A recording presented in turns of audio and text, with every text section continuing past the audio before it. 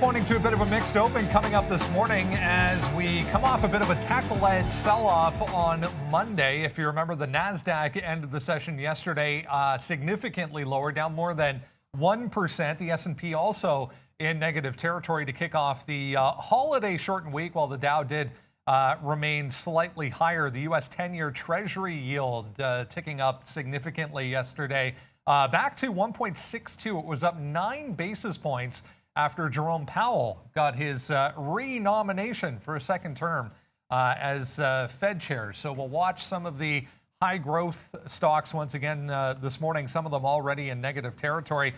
Pretty light on the economic calendar this week, heading into the Thanksgiving holiday on Thursday. We'll get the Philly Fed number coming up at 10 a.m. this morning. We'll get weekly jobless claims this morning. There's a GDP number as well coming out later in the week. Some earnings to get through this morning as well. Zoom shares sharply lower after their forecast was a little bit questionable. Otherwise, pretty good report for Zoom. Best Buy as well, also forecasting a holiday season that was below expectations. So to the downside for BBY this morning. And these little tiny biotechs just going absolutely crazy this morning. There's a whole bunch of them. Was kicked off with LGVN and ISPC yesterday. We'll have a look at both of those and a whole bunch more coming up here. It's Tuesday, November 23rd, 2021. TraderTV.live starts now.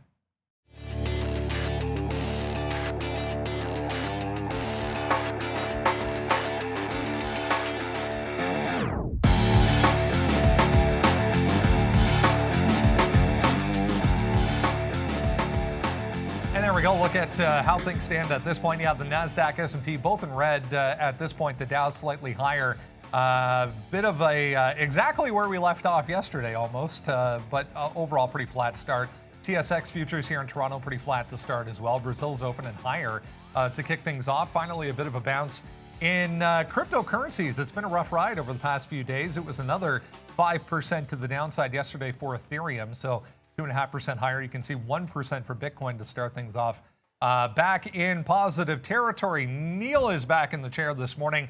We had Arun the past couple of days. Good to have Neil back. As always, going to be an interesting one here, guys. We noted at the end of the day yesterday a little bit lacking in the liquidity department. The entire market was yesterday. So as we get closer to this holiday coming up on Thursday, should be more of the same today. But wow, there's a lot of high flyers so far today. Yeah, what did you guys do to this LGVN stock? Yeesh. Because on Thursday was trading this, and of course it was a little more calm, down below $9. Goes to 30 something, so that was a bit of a wild ride, obviously.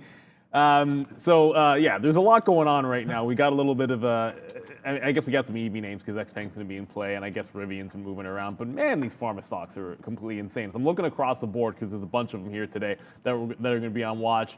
This is one of those weeks, I know Brendan already alluded to it, when it's a holiday shortened week.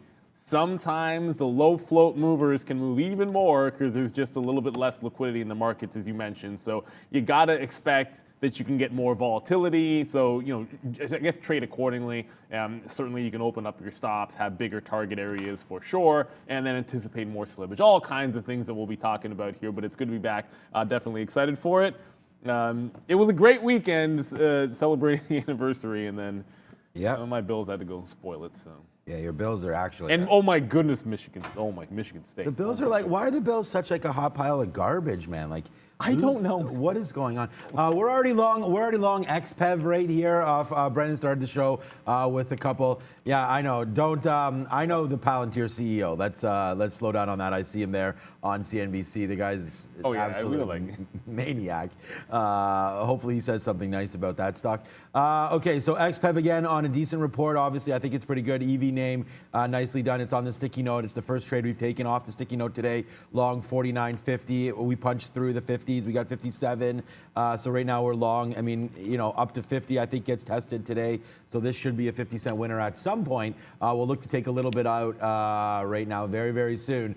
Taking out, hopefully it's $50. We'll take a little piece out if it gets up there, but I like XPEV early right now. What's up to Jude? Thanks for the love on the NVIDIA call, as that's starting to move back to the upside right now now as well. Not only were we trying to buy some of that after the market yesterday when we dipped down to like, what, 318 or something? 316, 317 there earlier on. That's way too low. So a nice little bump up here for NVIDIA. And let's let AMD do the same thing. But yeah, it should be a super exciting day. It's been a couple good days here. We're back. It's a shortened week, like we said. Tomorrow, full day. Thursday, nothing. And then Friday, half day. This Rivian, guys, as well, just starting to catch a bid here. Just got through that pre-market little resistance area around 116. So we're getting back into some of those levels that we saw yesterday in the afternoon. But volume coming in on the buy side for Rivian. No additional news or any kind of catalyst for it today, but we'll see if it can't catch a bounce. Before we go any further, let's get over and say good morning to Miss V. Good morning, guys. Happy trading to you all. I wish you a lot of great profitable opportunities. Please don't forget to like this video and let's get it started, Brandon. Yeah, lots to talk through this morning, including some earnings, as we said. DKS, not terribly active, but great report for Dick's Sporting Goods, higher in the pre-market here. We'll have a look at DKS on light volume, though. What do we think of this Rivian here, guys? I mean, we are negative, obviously. But just starting to catch a bit of a bid. I checked out Tesla as well. Not really doing much, but there was a little more positivity surrounding Tesla today. But worth having a look at Rivian to kick things off here. Yeah, I mean, you start to get, yeah, obviously yesterday, even I'm not going to have been here, and you have this 105.50 on day two, right? So you look at day two when things started to get bullish on Rivian. I mean, it feels like so long ago that this was an IPO, and it was just a couple weeks ago, but that 105 level kind of got tested yesterday. You put in that top, so all the way up, all the way back down. If you're going to hold this one, I mean, ideally, preference would be if you had a bit of a double bottom breakout here, but if we're going to take a break on Rivian, I like the fact that it managed to hold what already is that higher low. So throw out that first day, and we got some 105 support here.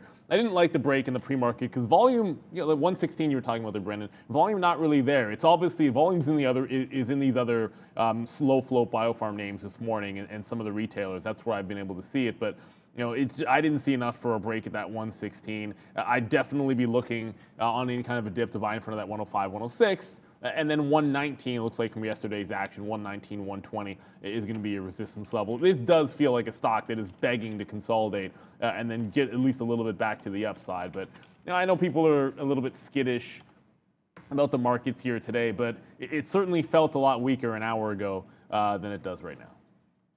Yeah, we absolutely destroyed Rivian yesterday.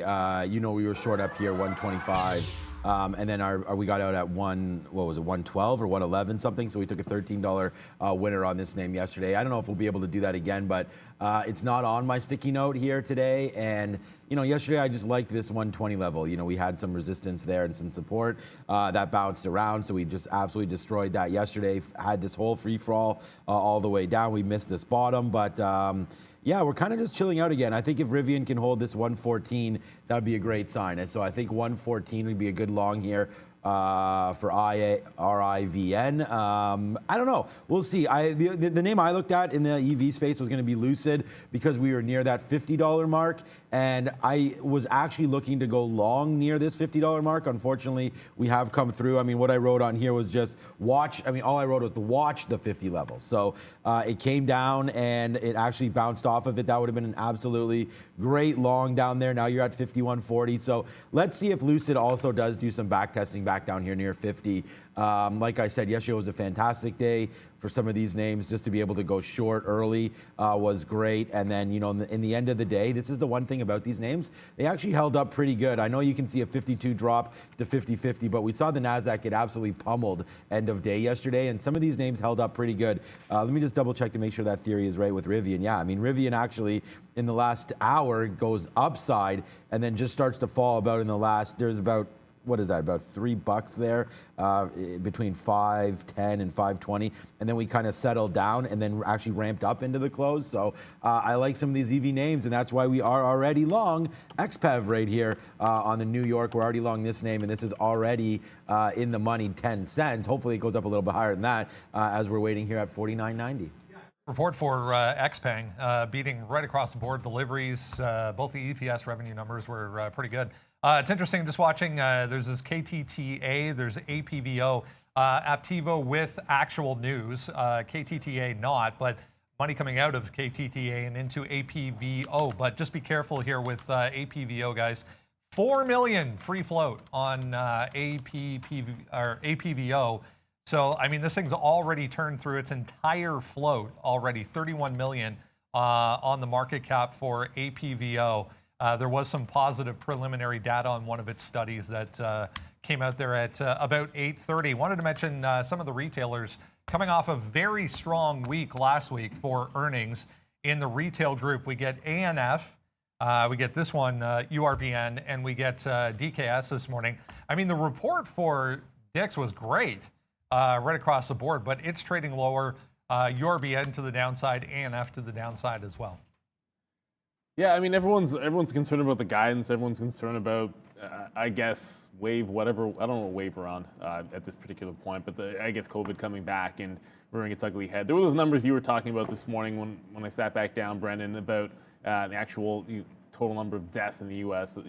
Surpassing last year's number. And there's a lot of this, I guess, scaring going around. And ultimately, I was a little bit more surprised by DIX when it fell back to the downside. It was a great report than I would by Urban Outfitters, but so far bouncing off 50 period here at least. I just don't wonder if there isn't like a little bit more pain to be had for some of these guys. And if it ends up holding like something like this at 32.50, then maybe you get that kind of, I guess, bounce back rubber band. But I don't know that this is where I'd want to immediately jump on the sword. It was just like it was name after name here that looked ridiculously weak on those reports, and Urban Outfitters is just another one. That DIX one just didn't make a ton of sense to me. I figured that'd be a pretty safe play, and it looked so strong, and then I saw it drop $10 in the pre-market. So we'll see what happens with DIX. Urban Outfitters doesn't do any volume, so I doubt there's going to be much of a day trade there. Even if there was, I'd probably be waiting for it to drop maybe a little bit lower to that 31.50 area. On our system, that APVO, Brennan, it's actually, the float was so small that it's on our restricted list, but I'm going to see if I can't get that unblocked for us, because obviously it's moving today. Some people wanted me to review this QLGN that we traded yesterday, and I actually told Brendan that the next time, and a new trade alert, we're into Palantir long as well. Is he still on CNBC? Oh God, he is. Okay, yesterday this QLGN, it started to run a little bit in the afternoon. We took this, and of course we can't hold overnight, but there's the bid through 120, I think it was 125 break there on QLGN, and we got out basically 140s, 136s, 137s, 140s and stuff like that as we can zoom in a little bit here to see QLGN, and then today you're getting a nice little pop-up, and it's even went higher than this in the pre-market. So this is just one of those other runners right now for us, QLGN. Watch out for this one to fade back down. There is going to be a lot of volume coming through on this name, and if I remember correctly yesterday, we did have, so actually this was the level of concern. So and this may not come back down. There goes XPeng right now. Hopefully we get that $50 rate soon. We're at 90 right here, guys. So we'll ring the register for a 30+ cent winner already if we get the print at 90. But let's just go back to QLGN quickly. It's right now, it's in this little area of concern here between 2 and 250, 260. So I think this is definitely worth a watch here. If we take out this 250 one more time on the upside, you get a wick right there. And then the 250 bottoms were right here as well. So whether or not you want to short this name or not, but I think there's going to be 250 is going to be an area of a little bit of concern there for QLGN. So we'll see if it can rip up to that. If we do touch 250, then, whenever you break a 250, I think the next look for that is definitely 3.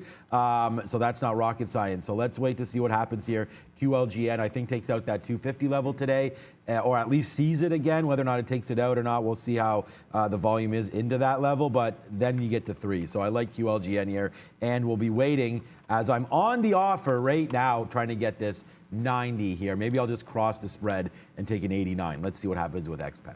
All right, let's get an update on the OTC markets. Jeff Mendel, VP OTC Markets, with us, scheduled bi-weekly appearance. Great to have Jeff with us as always.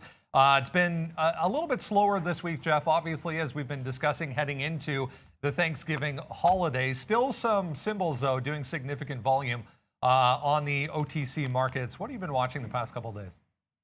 So thank you, Brendan, as always. So I'm gonna point out. I'm gonna go right to Grayscale, ETHE. Lots of volume, lots of activity in the Ethereum-based Grayscale Trust this week. Actually, yesterday it was more active than GBTC, which is kind of like the opposite of normal. Usually GBTC leads the way in the Grayscale products, but lots of trading. Actually, in the pre-market this morning, we're up. Let's see, we're up over $1, around $1.50 right now in the pre-market on ETHE. So a little bit of activity in there in the pre-market. If we shoot over to GBTC this morning, trading a little bit more flat compared to Ethereum, but still a little bit of activity in there. So we always talk about the Grayscale products whenever I'm on, but I know there's also a lot of people that like to do some scalping that watch the show. And so there's one that comes up every once in a while. It's Rolls-Royce, RYCEY. Typically trades between 2, 3, 4 million shares a day. So it's a good one to watch, especially if you're a scalper. That's RYCEY. And you bring up a good point, Jeff, that we should maybe bring to the viewers' attention, and that is that stocks that are listed primarily over maybe in the UK or throughout Europe, typically a lot of the bigger names anyways will also come with an OTC listing that can be active in the pre-market based off of what's happening over in Europe. So Rolls-Royce, obviously the primary listing over in the UK. Wanted to mention real quick here, guys, can we show my screen here just quick? I just wanted to bring up this market activity page on OTC Markets website. Great resource for anyone who's looking at the OTC markets. Gives you a quick look at all the stocks that are doing the top volume on the OTC markets. Jeff was just mentioning ETH. There's GBTC, both very active. Looks like Tencent, Jeff, another one from yesterday. Yeah, Tencent was moving around actually pretty good yesterday as well too. So that's another one of those ADRs that trades here on OTC markets that you may be used to trading it in the local marketplace. Well, you can continue during U.S. hours. Are any other significant volume moves or price movements throughout the day? Jeff will always jump in to give us a heads up on anything trading outside of what it normally does on OTC. Great to have you as always. Jeff Mendel, VP OTC Markets. Thanks, Brendan. There we go, guys. A little bit of look at what is moving around over the past couple of days. As we said, we're kind of getting into the holiday swing of things here for markets, so volume a little bit lower, but always a great resource to have.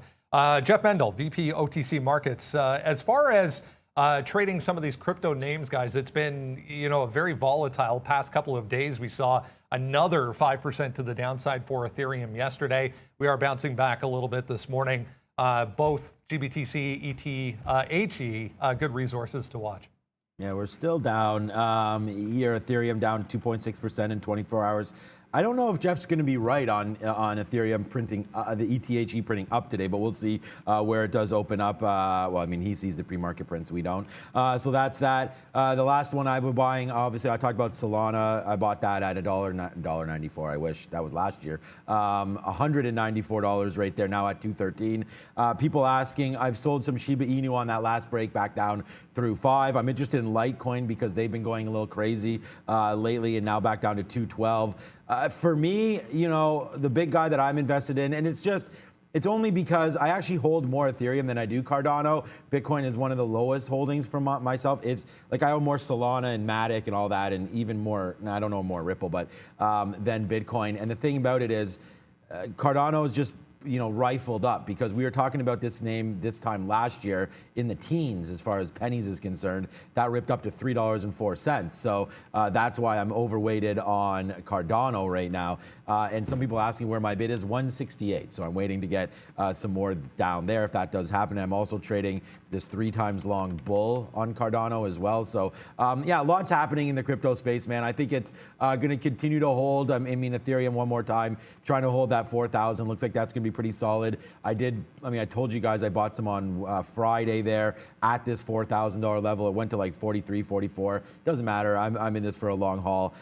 Willing to buy this all the way downside there. So it's holding up pretty well. And then Bitcoin's not really, I mean, Bitcoin's holding up fine, but you know, this is just a 1 minute chart. If you check out a daily chart here on BTC, you'll see that it's failing a little bit here, to be honest with you. Trying to hold this 60,000. It's tried a couple times, bounced its head off there in the last couple days, and now you're trying to get this. Is this a fit? No, this is a 100 period moving average here on, yeah, so it's a 10, 20, 100. I didn't set these. Normally I'd have a 50 up here. I guess the 50 be up here somewhere. But it looks like we're bouncing off a 100 period, which doesn't really matter too much to me. It's just more about these even levels. I honestly think we could test 50 again here. So that's a level to worry about. And then I'm even wondering if we break down to 40. So there is some possibilities here for crypto to have you know, that crypto winter in real winter as it starts to come back down a little bit. But we'll just wait to see. Remember, you know, we've just released more ETFs, more products as far as the futures are concerned. There's options, there's everything. And we've seen that happen before. I mean, Coinbase is all the way back down now. Good sell for me on Coinbase at 360.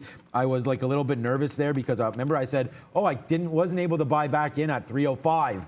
The ultimate bottom there. Come on, Coinbase, let's go, let's load up. The ultimate bottom there on Coinbase here off earnings. So this is where I sold it, believe it or not, right up here, 360, literally 360, which I can't believe the price I got. Finally, it seems like I got a good price. Selling 360, didn't really try, but it went all the way down to 305 or 302. And I was like, oh man, that was a good deal. And then it ripped all the way back, man. It actually touched 355 on November 15th, made it all the way back off earnings, and now started to come back in. So I believe if you like Coinbase, my price is still long down here somewhere off of, you know, averaging in all the way, and then just felt like need to take some out.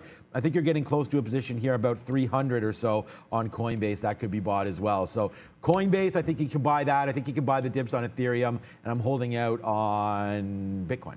I think Bitcoin's got some work to do, but the good thing technically about the chart here is if you look at the last break that got you to that double top and that recent all-time high, it's this 5,300 level, a 53,000 level, and it was supported, 53 up to 55, 56, gave you a cluster before it broke out. You're now essentially testing the top end of that range, you know, for like the third time in the last couple of few sessions here. And as long as it holds up in that range, I think you can get a bounce higher. It's if it breaks that, and it does also happen to be the 100 period as you mentioned there, Sean, but that 53 goes. And you know, to me, I'm not even sure 50,000 matters. I'd be looking back at like 47, and then probably 40 to 42 if we were to break that level. But for now, it's still kind of in that bit of a trend and has that support that could still be held.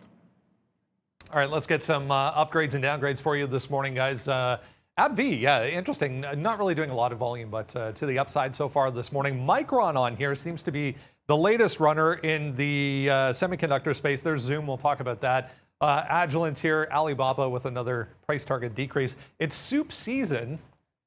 I don't know. Campbell's to the downside.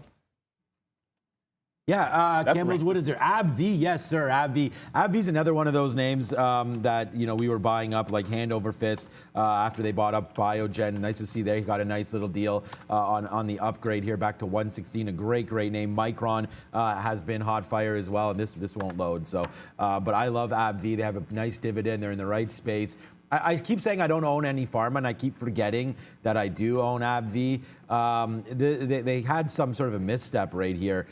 We remember that. I can't remember the exact drug that was, but not great results. Came back down. It might have even been off of another drug failure, not their company, but it's battled all the way back. AbbVie, what great staying power. And this is one of the names that I actually ran to when we did have the COVID bottoms, and it's going to look crazy, but you know, I was buying this like crazy down here. Their dividend was super solid. Now coming back to the upside. I love AbbVie. We'll see if it can take out the highs there for sure. And then Zoom, I mean, I saw Zoom on there. We're going to get to Zoom. I thought they got, wasn't Zoom on the left side there on the upgrades? I thought we wrote down in our report on our thing there that they got some multiple downgrades, but possible though. It could have been both. I mean, could have been both. Yeah, for sure. I'm looking at here a Zoom break of 229. I don't know if that's going to happen. We will discuss Zoom a little bit here on their quarter. As you can see, it's still fading down here, down. So we'll wait to see. I don't think we're going to get some of the breaks that I was hoping for. It was only down 8% or so when we came in, down 11% right now. We'll double check some of the upgrades and downgrades on Zoom, but yeah, interesting board. Micron's been hot fire as well, but I'm going to stay with the king, man. Stay with AMD and NVIDIA. Yeah, I mean, that move in Micron was super, super impressive at the open. I can't ignore it. I'm looking at that 88 top. Well, I mean, it's more like 87, 67, but I'm watching that one here today. It's just been a strong run. It's got room to the all-time highs. It's not even there yet, but it is in the midst of a pretty impressive breakout now through the 200 period and then through this lower high resistance at 86, where we sit right now. Lower volume, usually. Micron's not always the best day trade in the world, but that 86 level, if it holds up, I think we get a good test of yesterday's high. Yeah, typical with earnings names. There's multiple guys, both directions for pretty much all of them. XL Fleet, Sean, making moves today, to say the least. Already over 1 million shares, which for XL Fleet is a lot. They picked up this project from the U.S. Department of Defense. Just trying to find a notional value on that. I'll dig into that a little bit more. But so up here, 21.5% for XL Fleet. Yay, this stock can go to hell as well. Another name that I just checked my price. It's like $675 or so. So we're getting back to a spot that we like for XL Fleet. We talked about buying this name on one of the pumps. It was actually, this is how long I've been in this. This is why I'm saying, like, I don't really do swing trades. I don't. I mean, you'll hear me talk about some ideas here off earnings and things like that. But I remember buying this name right here on this bump, and it was a forward bump, and that was back in April. So this is how long I've been holding this thing. And we didn't buy it on the bump. We bought it really, like, I bought it super early in the pre-market, and that was like $8. It ripped up to 11, and then we were able to get out. By the time the show ended, we were right back to where I was. I was like, okay. And then the next couple of days, we just kept tank city. And then this is where, I bought some down here when it was near its absolute low. It ripped back up. We're like, okay, here we go. And then it just kept fading all the way down in. And then right now we're getting a little bit of relief back upside. So I have like an 8, this day here, an 850 buy, and then something down in here, like 6 or whatever it was, giving me a 675 or 685 something average price. So right now we're seeing if this can rip back to the upside. Look, all these companies that I apparently like are just getting these free money, cash, huge government deals like Palantir and now XL Fleet. We'll find a number. I don't know if it's going to be huge or not. And then they just get faded out, right? So I don't think you want to dance with the government too much apparently here. But we'll wait to see what this deal means for XL. I'm not going to get out. I mean, I've been holding for this long. If it can travel above, I mean, 575 just held there. Let's check out a 20-minute chart. I don't think we've been, I was going to say, I don't think we've been here in a long time. I don't even remember the last time we were up here. But apparently it was back just 2 weeks ago. So it just got destroyed in some of this recent tech wreck, right? We've seen some of these high growth names get killed the last couple days. I mean, DraftKings down to 36, Peloton. I mean, a lot of these names, man, Clover, Blink. I mean, it doesn't matter. We can go on and on, but we'll see here. If it could take out, I didn't even realize we were up here, as you can see by my talk. So this is why I'm not selling. But if we could take out this 585, then perhaps we fly a little bit more. I'd like to see a break-even print for me, and then I'll probably get out of this dog and then put the money into something else like buy more Fisker or something. But I don't need to be in this name. So XL Fleet right now, beautiful bump up. Unfortunately, guys, if you're long on this name right now, in the last couple of days, I think it's probably worth cashing out if you somehow bought it yesterday thinking you knew about this news. Like I said, I've seen this stock move too many times and get faded off good news. So we will try to play XL Fleet today, but what is it, 1.29 million? That's not bad. I'm just a little bit discouraged by some of the price action on that name. Very, very similar to like a Palantir. Good news comes out, all the way to the downside. But what we are going to do, though, right now is we'll fire off a couple early hot dogs. I think it's too early in the morning to eat any hot dogs, of course, unless you're tailgating. I was about to say, like, we used to, you'd fire at the dogs at like 9 a.m. Already by now, man, we'd have like those nice, Cuban pork sandwiches. I was watching NFL Game Day, and they actually had some people at the Bills game, and yeah, they were frying up the eggs. They got the sauce. I mean, look, I've been to Lambeau. That's a great party, but Buffalo is known for what's up to Mafia. Yeah, Bills man. Nation, Bills Mafia. They just got to win some games, man. That's Bills Mafia. I mean, if you're ever in upstate New York there, and you happen to, tickets aren't that expensive. Maybe one of the cheapest, which is a good thing in the NFL. The stadium's old but nice. It's kind of a. It's not a very nice look. No, it's not very nice. I shouldn't say that. But the tailgating is great, and that's what we used to go there for. Again, being in Canada, 24 beers is literally like for Bud is like $47 or $42 or something for a 2-4. So you would cross the border and then you would just load up on whatever the duty free was, because that's the only time you could get, you know, like a buck of beer or something. And then you go nuts. But yeah, and then you make sure you didn't bring any back, and if you did, maybe you didn't necessarily tell. Well, look, man, we never brought anything back. We drank everything. We drank absolutely everything. We in the never parking lot. ever brought anything back over the border. Let's just say, a couple of things moving here, and thank you very Formula Hex. I think that for the super chat there, we'll try to get the hut. PTPI, which was a mover, obviously you guys are well aware of that one. It broke this triple bottom at 250. I got a 247 short when that did happen. At the same time, LGVN is running to the downside as well, and ISPC, which is all over my radar today. I traded this one when I sat down, probably too early, off of 19. I don't know why I didn't think about trading it for 20 when it gave you a $2 pullback, but I did not wait for the 20 even. It's right back up to this 19-20 area. It's got a top here at 21.5. I kind of feel like this isn't, by the way, this is not a triple top. These are all dark pool dumps, so just ignore these crazy wicks. If that was a triple top, this would be like a gangbusters 2165 breakout style trade, but it is only the one time it tested up there. I'm looking for that 930 test on ISPC of that 2165 level. And then KTTA is another one moving around that I'll be involved in. No trades in it just yet, but all of these starting to really pick up. And just be careful. ISPC and a few other names had so many of these crazy dark pool wicks. Don't get them confused with actual trade. You can kind of tell when these are fugazi because they come out of nowhere and the volume doesn't really support them, and then they just kind of up and down in a $5 range or a $7 range in 2 minutes. Obviously didn't happen. Before we go, I just want to say a big shout out to Trader Joe here, because it's time for a little bit of a confetti. I don't know if this is going to be a social media thing or not here, but we just reached 18 million total views. So I don't know if that is true or not there, Natalie, but that might be something that we want to post out. 18 million total views right now for us. So thank you so much for that. And I know that Trader Joe, you've been here for a very, very long time. Shout out to Del Boca Vista there in Florida, as Trader Joe very much represented. Thank you, Trader Joe. You've been with us forever. How long have you been a member, Trader Joe? As I say that, I should make sure that you are a member, because I've seen you numerous times on here, and you probably are. So let me know how long you've been a member. I figure one of the longest you've been watching for sure. Thank you so much. 18 million. That's definitely a big celebration for us. That is a fantastic number. Thanks for giving us a heads up on that, guys. Speaking of long-term members, Armando with a super chat there asking about this one. CBX through 115, looking pretty good according to Armando. I mean, if you look at the chart of oil, this is definitely a lot stronger. Ooh, why is that? I must have taken this one off my quote. What happened to Armando there? No, Armando was asking about Chevron. Literally the only oil name that I actually own, personally. Usually for day trade, you guys probably know it's like Oxy. That I'm more of a, I don't know. Oxy's move better. It's what worked for me during the pandemic for the day trade. But we'll have a quick look at that 115. Now consider momentum trades in this. Grain of salt. Here's the thing about the 115. Nice double top. Okay, that's great. Pull it back a little bit further, and then you have, it's not really a head and shoulders, but you have this 115.15 level here, which fail break, resistance to that same price.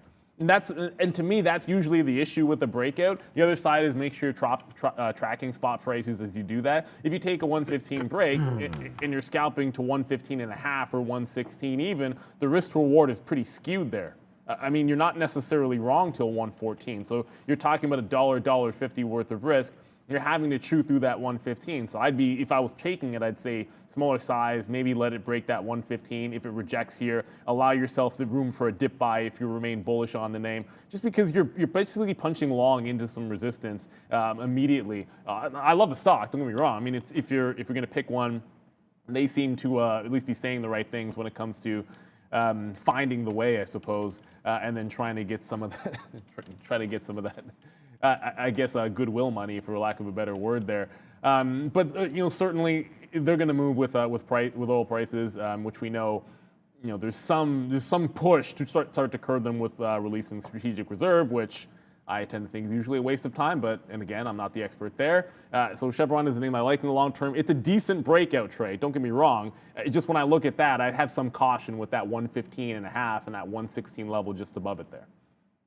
Yeah, no, I mean, I know you're talking about Chevron there, but I've just been a shorter here of Exxon. I've talked about that forever up until the 64-65 area. We shorted it here with puts, got that down. I actually don't have any puts on, but this is what I've been talking about. So we did have them on here, got them out down here. I didn't get them out at the very bottom, right around 57-ish on that because I had a 55 put, which printed, man. We put that on when it was 64. We cashed out, and we told you about that. And I told you about it again, and I actually got razzed, I remember on the show, and it doesn't matter, but I remember people saying, oh, how's that working out when it was up here? And I said, it's working out fine, man. And then now you're back down here to 61. So we still need some more movement downside here in oil to make this work. But, you know, I'm not in this trade, but I have liked it to the downside. And I think that you get some topped out action here. We'll see what oil's doing, man. Oil today up to 77, 78 bucks. So if we can check out that, actually, I'll just get it for you right here. CL $F.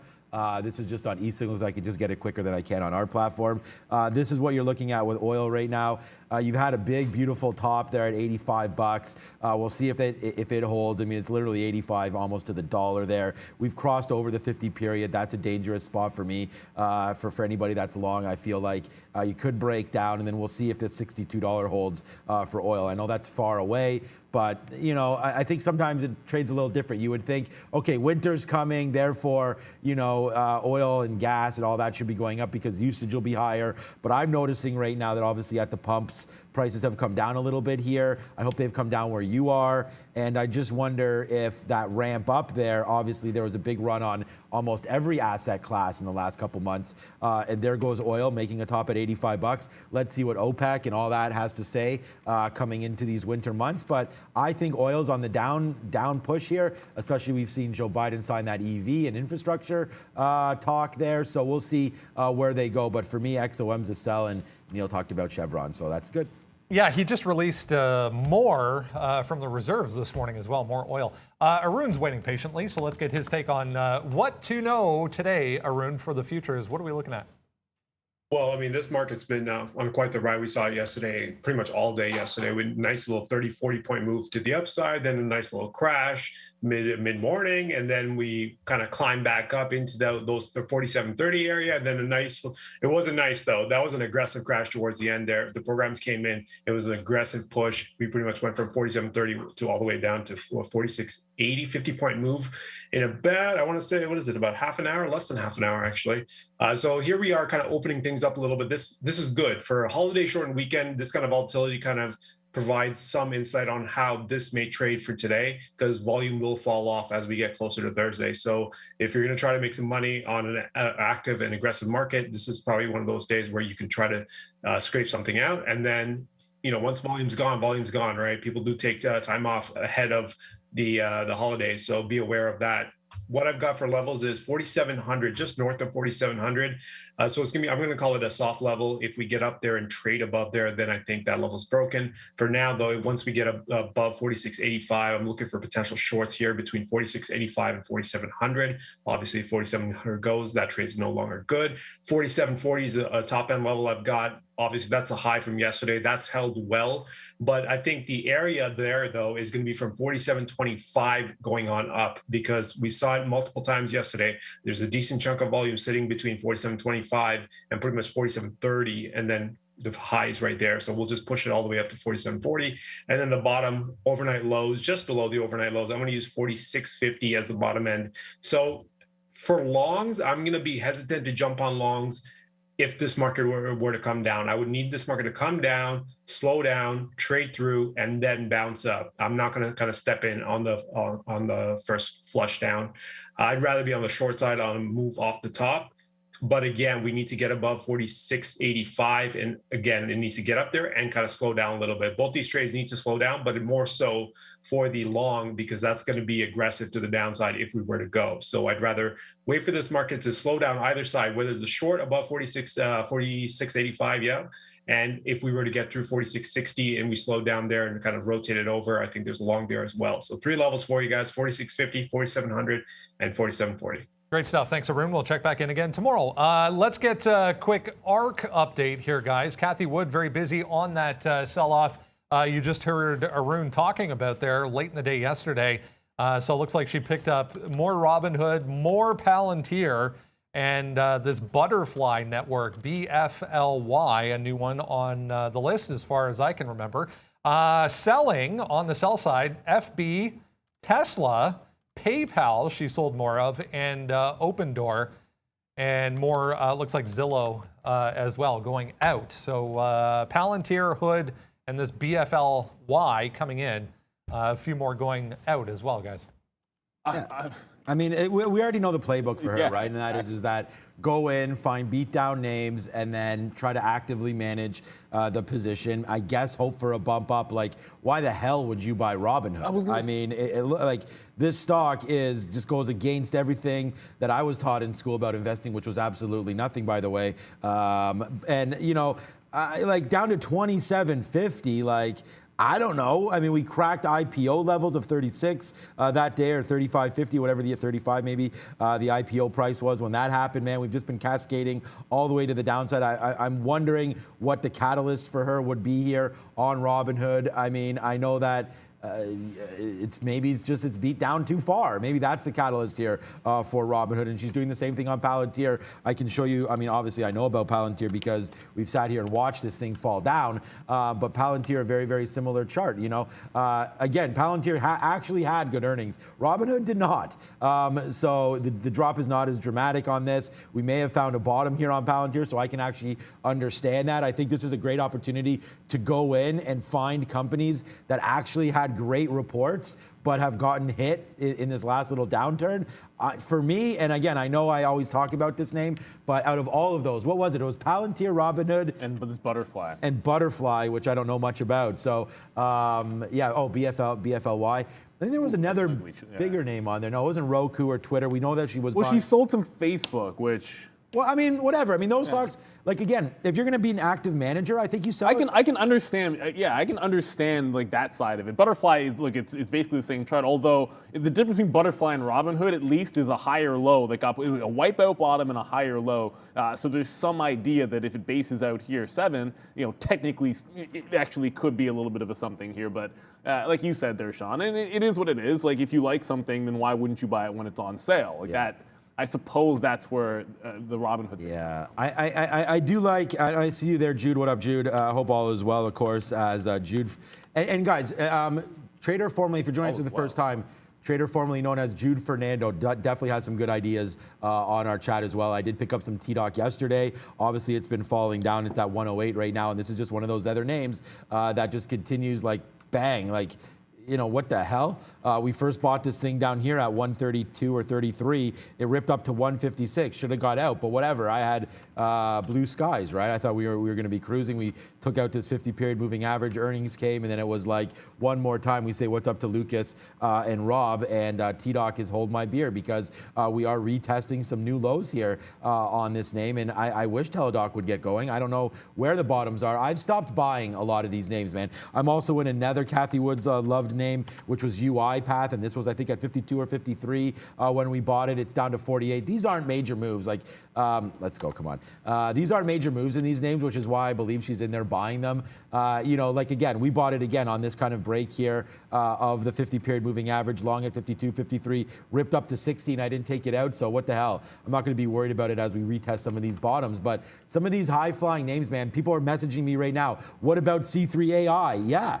I mean, what about C3AI? When this came out, I remember this thing at 120, 130, and everyone had FOMO, like, oh my God, this thing is off, man. Wait, I don't know why our charts take this long to load. I know, but here we go, the same thing again. Like it IPOs down here, 93, 94, I believe. Anyways, let's see. I don't know what this is down here. Must have been a SPAC. I don't even know. That's again, our charts are off right now. But 90 bucks all the way up to 180. So this thing doubles hot out the gate, right? Which you saw Coinbase do. I mean, Coinbase actually went the other way. It came hot the first day. But C3AI rips upside, and then right now it's like, what the hell?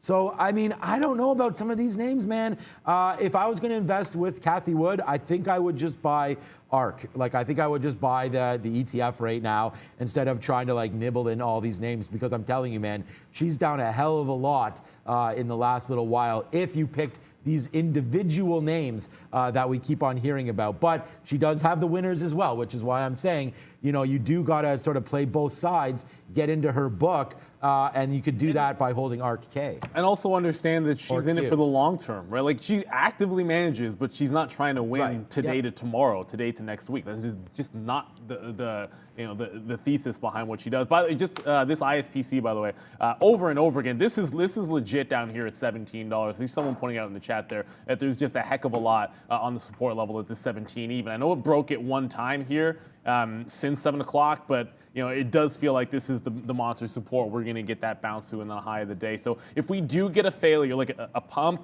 a test of the high, rollover, if I enter to that trade, that is a for sure cover in front of 17 situation, because that level looks pretty big there on ISPC. Let's get into some of the retailers. Lots to go through here, guys. Already 9:15. Best Buy, 15% to the downside here. Big move down. And it was all about the holiday forecast, warning about some possible shortages to come throughout the holidays for products, guys. So not good here for Best Buy. Neil wasn't here yesterday, but when we were talking about, still some good Kathy Wood talk. You guys are doing well. I mean, I think that's true. Like, I bought Roblox at 77, right? I've been cashing some out right now. She's probably doing something similar. That might come through soon as well. So yesterday in the afternoon, remember I said which side the risk was? Obviously, it was to the downside there. And I said that if they're going to say anything about holiday shopping or possible delays or whatever, that this was going to get murked, and that's exactly what happened. Again, you know, sometimes you're right, and sometimes, you know, you got to get a little lucky there. I didn't think that we'd be down 14%. That's strange for this name. You don't see any moves similar to this at all. I mean, sure, this was a big move as well that one day, but you know, normally it trickles up or down. This just standing out to me, bouncing right now off the 50 period moving average here of 118, 119. Oh, man, I don't know even, you know what we haven't done? We haven't checked the imbalances, and I'll do that in a minute.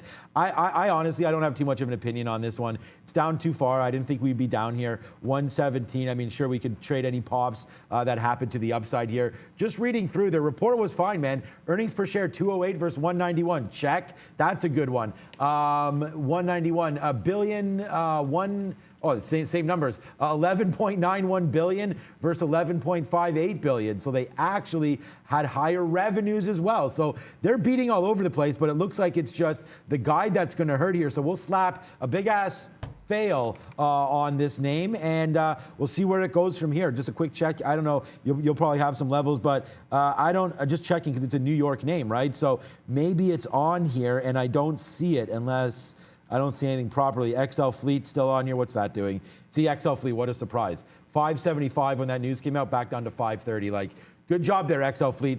Up there, drops what, 10%? Back down? Good job on that one. So that's that. I'm sick of that name. Everything else on here doesn't seem to be doing much. I mean, Ford continues to be just a monster winner. We'll hit the WTF on Ford up to 2060. Wow, cannot believe that one. And again, I shouldn't sell. I should sell the losers, not sell the winners as we go here. But yeah, I don't see Best Buy on here. So I don't know if you have any ideas. Look at this Ford trading from yesterday. I'm just looking long. I'm only looking at the 200 period at this point on Bed Bath & Beyond. I don't know where else to pick it up. So on the day trade, because it's firmly on the radar. You're going to cross the 10% mark and be down 14%, like you said. That is a lot. So 115.50, well, 40 technically is about what that 200 period moving average is. And we've already broke and then held the 50 period. So we'll see if it gets down there. If it falls any further, there's going to be a bottom to be picked. But you know, a lot of these biofarms are going to be on the day trading radar. But that's, you know, that just could be too big of a dip if it falls another couple percent here. Yeah, another one here with a big dip this morning. Zoom video communications, one-time high flyer in the midst of the pandemic.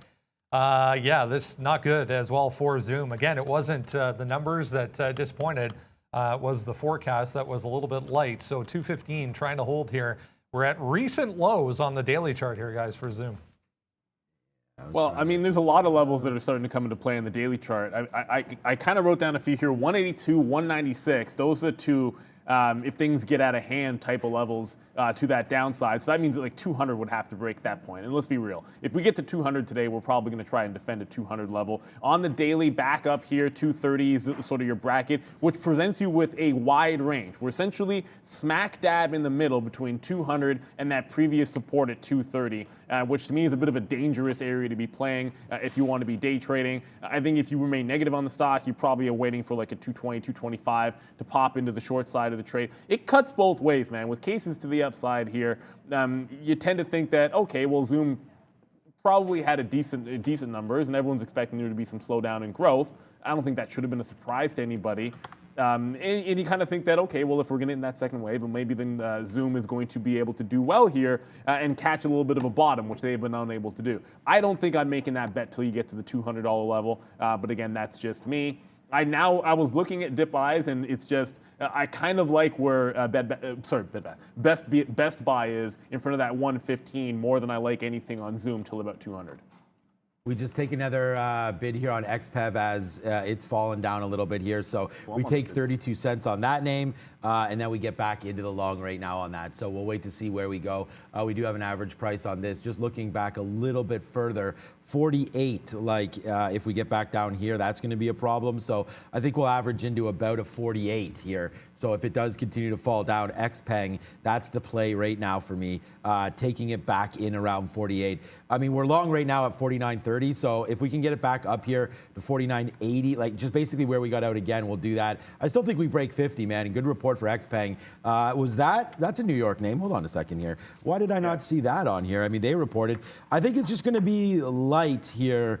Yesterday, although, you know, we are heading into the largest traveling weekend, of course, for stateside. You guys should know about that, heading into Thanksgiving. So you probably will get a little lighter volume. Although yesterday was fantastic, like Neil was mentioning, you know, trade some of the names that are moving around, and they could move a little more than you think. And then some of these other, you know, more heavily traded kind of like Wall Street names, not that XPEV is one of those, but some of those other names might not have the big buys or sells in them today, which lets me believe that the NASDAQ could sort of drift down because there are a lot of names obviously supporting that. Facebook, Microsoft, Apple, and Google. Basically, those four names run the NASDAQ. So watch out for that. We've already had some good levels by Arun. If you missed that, rewind to 9 o'clock where he's talking futures. Speaking of the NASDAQ, guys, if we're going to be positive today, this next one going to have a lot to do with it. Apple back to positive territory as we speak right now. Not a huge move, 0.2%, but this kind of led things, as we were talking about with Arun there, this sell-off that happened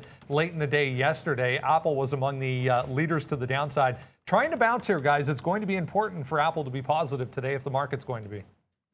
Yeah, I mean, I had this crazy wick from yesterday's action. Clearly didn't do any of that in the daily chart, but essentially giving back some of those gains. My 15 doesn't want to behave there, so I'll go to the 1 minute on Apple, because it's really important that we hold, I guess, around this 160 to 162. I think holding up it would be a decent enough sign. Breaking out would be even better, but 162 break, absolutely love it. But when you're the only name that's dragging the market to the upside, you give it all back. You want to hold that kind of support area. So if 160 goes on Apple, that's, I think, where your acceleration comes into the downside. Speaking of levels going, a couple of things I'm watching here, because this QLGN, the same thing that PTPI had at 250, it's got it going on at $2 here. So if that breaks, I think that will start to come back in. And then that 17 level also being tested on ISPC again. So on that similar vein, on the bigger market, Apple at 160, if that level goes, watch out for your longs. Because they could be certainly in trouble. I know Arun said he's going to be a little bit patient when it comes to trying to find anything to the long side. I think you want to make sure that you're watching how Apple is doing. I know the overall market is going to follow the bigger name, but you want to clue on Apple here at 160. You don't want that thing to break.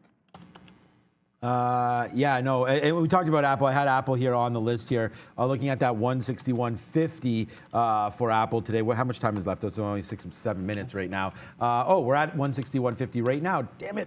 Okay, yeah, so that would have been a great buy down here. We're testing that 161.50. I'm going to go long off the open on this name. I mean, I should just go long right now. It's going to break 161.50 anyways. I think we could do a nice little tester position long, bidding it back to 160.60 down there, like Neil was saying that, you know, you could get out if it breaks that. I'm not super worried about Apple here today, but again, you break a big psychological level of 160, you got to get out. So there is some backside here of this trade, including yesterday's. That's not yesterday's bottom. That's the daily chart. Where was yesterday's bottom? I mean, I know we're here now, but let's just get an exact level here for yesterday. And okay, so that's this morning. I don't really necessarily need the bottom, but just what were we trading here? 161.30, something like that. We wicked down to 161 even. So we are a little bit below that. Let's see what happens if we hold 160. So Apple, I'm going to go long basically right now as we dip down here off the open. We'll take another bid on Apple. Another one that's been leader for the NASDAQ over the past week or so, Tesla, guys, back to the upside. 1.2% here in the pre-market for Tesla, trying to hold this 1170 area, which was support midday yesterday. I mean, this was, you know, a positive day, but back and forth all day long yesterday for Tesla. I'm looking at 1200 on Tesla, and you can go back to that.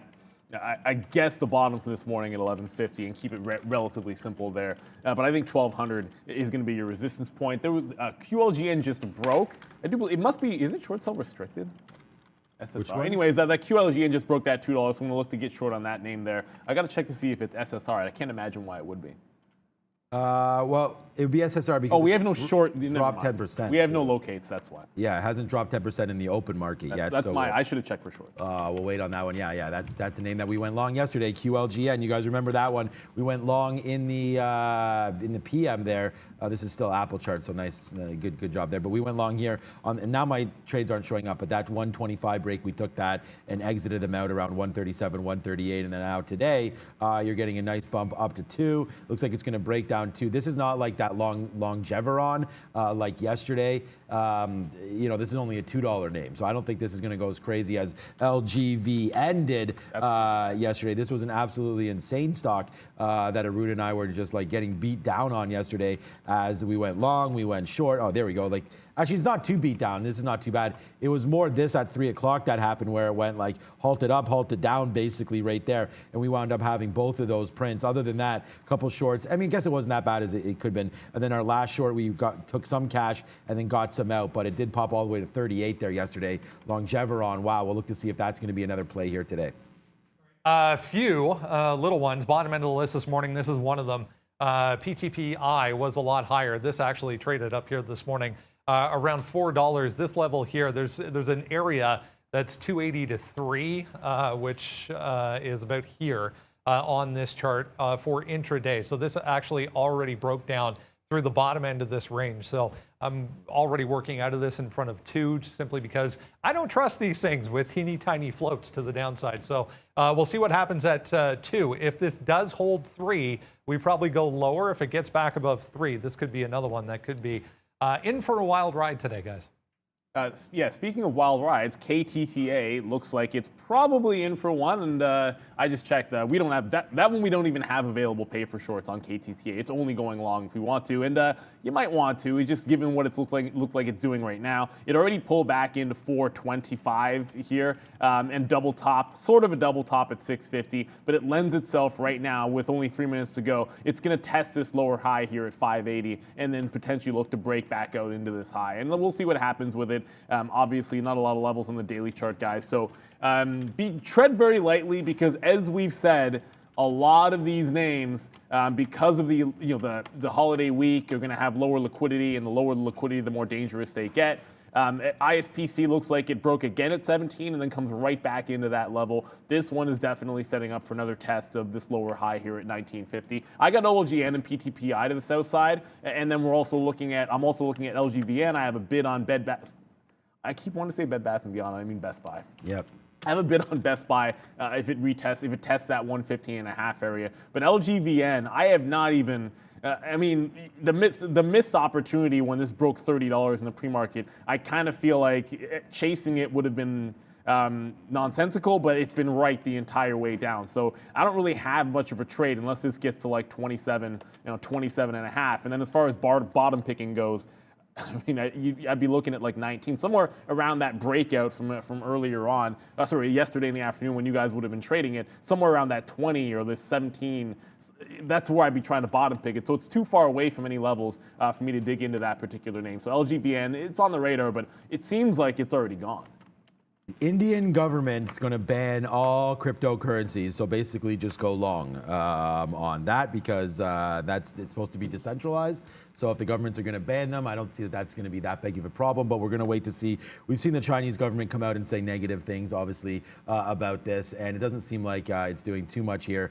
This is, of course, a daily chart. We'll just check out. This just came through a couple minutes ago, about 15 minutes or so ago, that they are as well, but you can see Bitcoin not caring about that news. So all the way, it's still up, looking to break actually higher through 57. With only a minute left to go here, I just want to check in on Bitcoin there because, again, maybe something there. Apple looking to get, okay, so it did break. We're looking to get long very, very soon. Hopefully right off the open, we will take a little bit of a piece long on that one. We do have our Palantir long. We're going to try to hold that just to give you guys an idea. It's back down to 80.82 here. We have some bottoms of 20.50 or so on Palantir. That's where I'm going to get out. If we break through 20.50, we will get out of some of these Palantir shares. We'll be averaging into this as well, downside near 20.50. Maybe we'll try to hold it all day to see if we break that $20 today. I think that's probably worth it. But now there's only 30 seconds left. Palantir is going to be on watch. Zoom, Apple, AMD, NVIDIA, all the bunch. Yeah, I just got that best buy. I got it right this time. To the long side, 115.85 in front of that 200 period moving average. I'm looking at XPEV deep. 47.5. That stock moves when it has earnings on the open, so watch out for it. Going to drop the countdown. It looks like it's Randy is going to be on the bell for you there. He's got the toque on because it's winter. 5, 4, 3, 2, and ring it, Randy.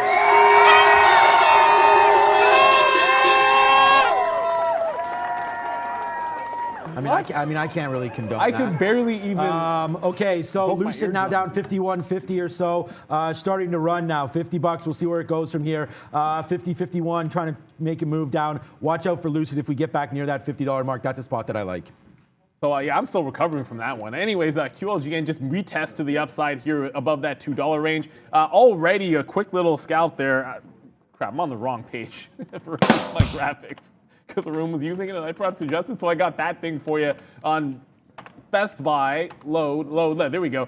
So it immediately tests at 115. I'm going to scalp in front of this high here at 119. I think 120 could be a potential breakout on the bounce. So I want to see if I can't buy a break. Ideally, I'd be buying a dip back in front of that 115. But the Best Buy catch the bounce play has already worked. QLGN, as I was doing that, of course, QLGN was making that test higher. I got some more shares in front of 2. I tried to pick some up in front of 205 there in that 208 area. Couldn't do so, but we'll start to take some out in front of a $1.85, $1.75, and then probably a $1.50. Those levels sort of stand. I mean, you know those even numbers, and Yep. we love them.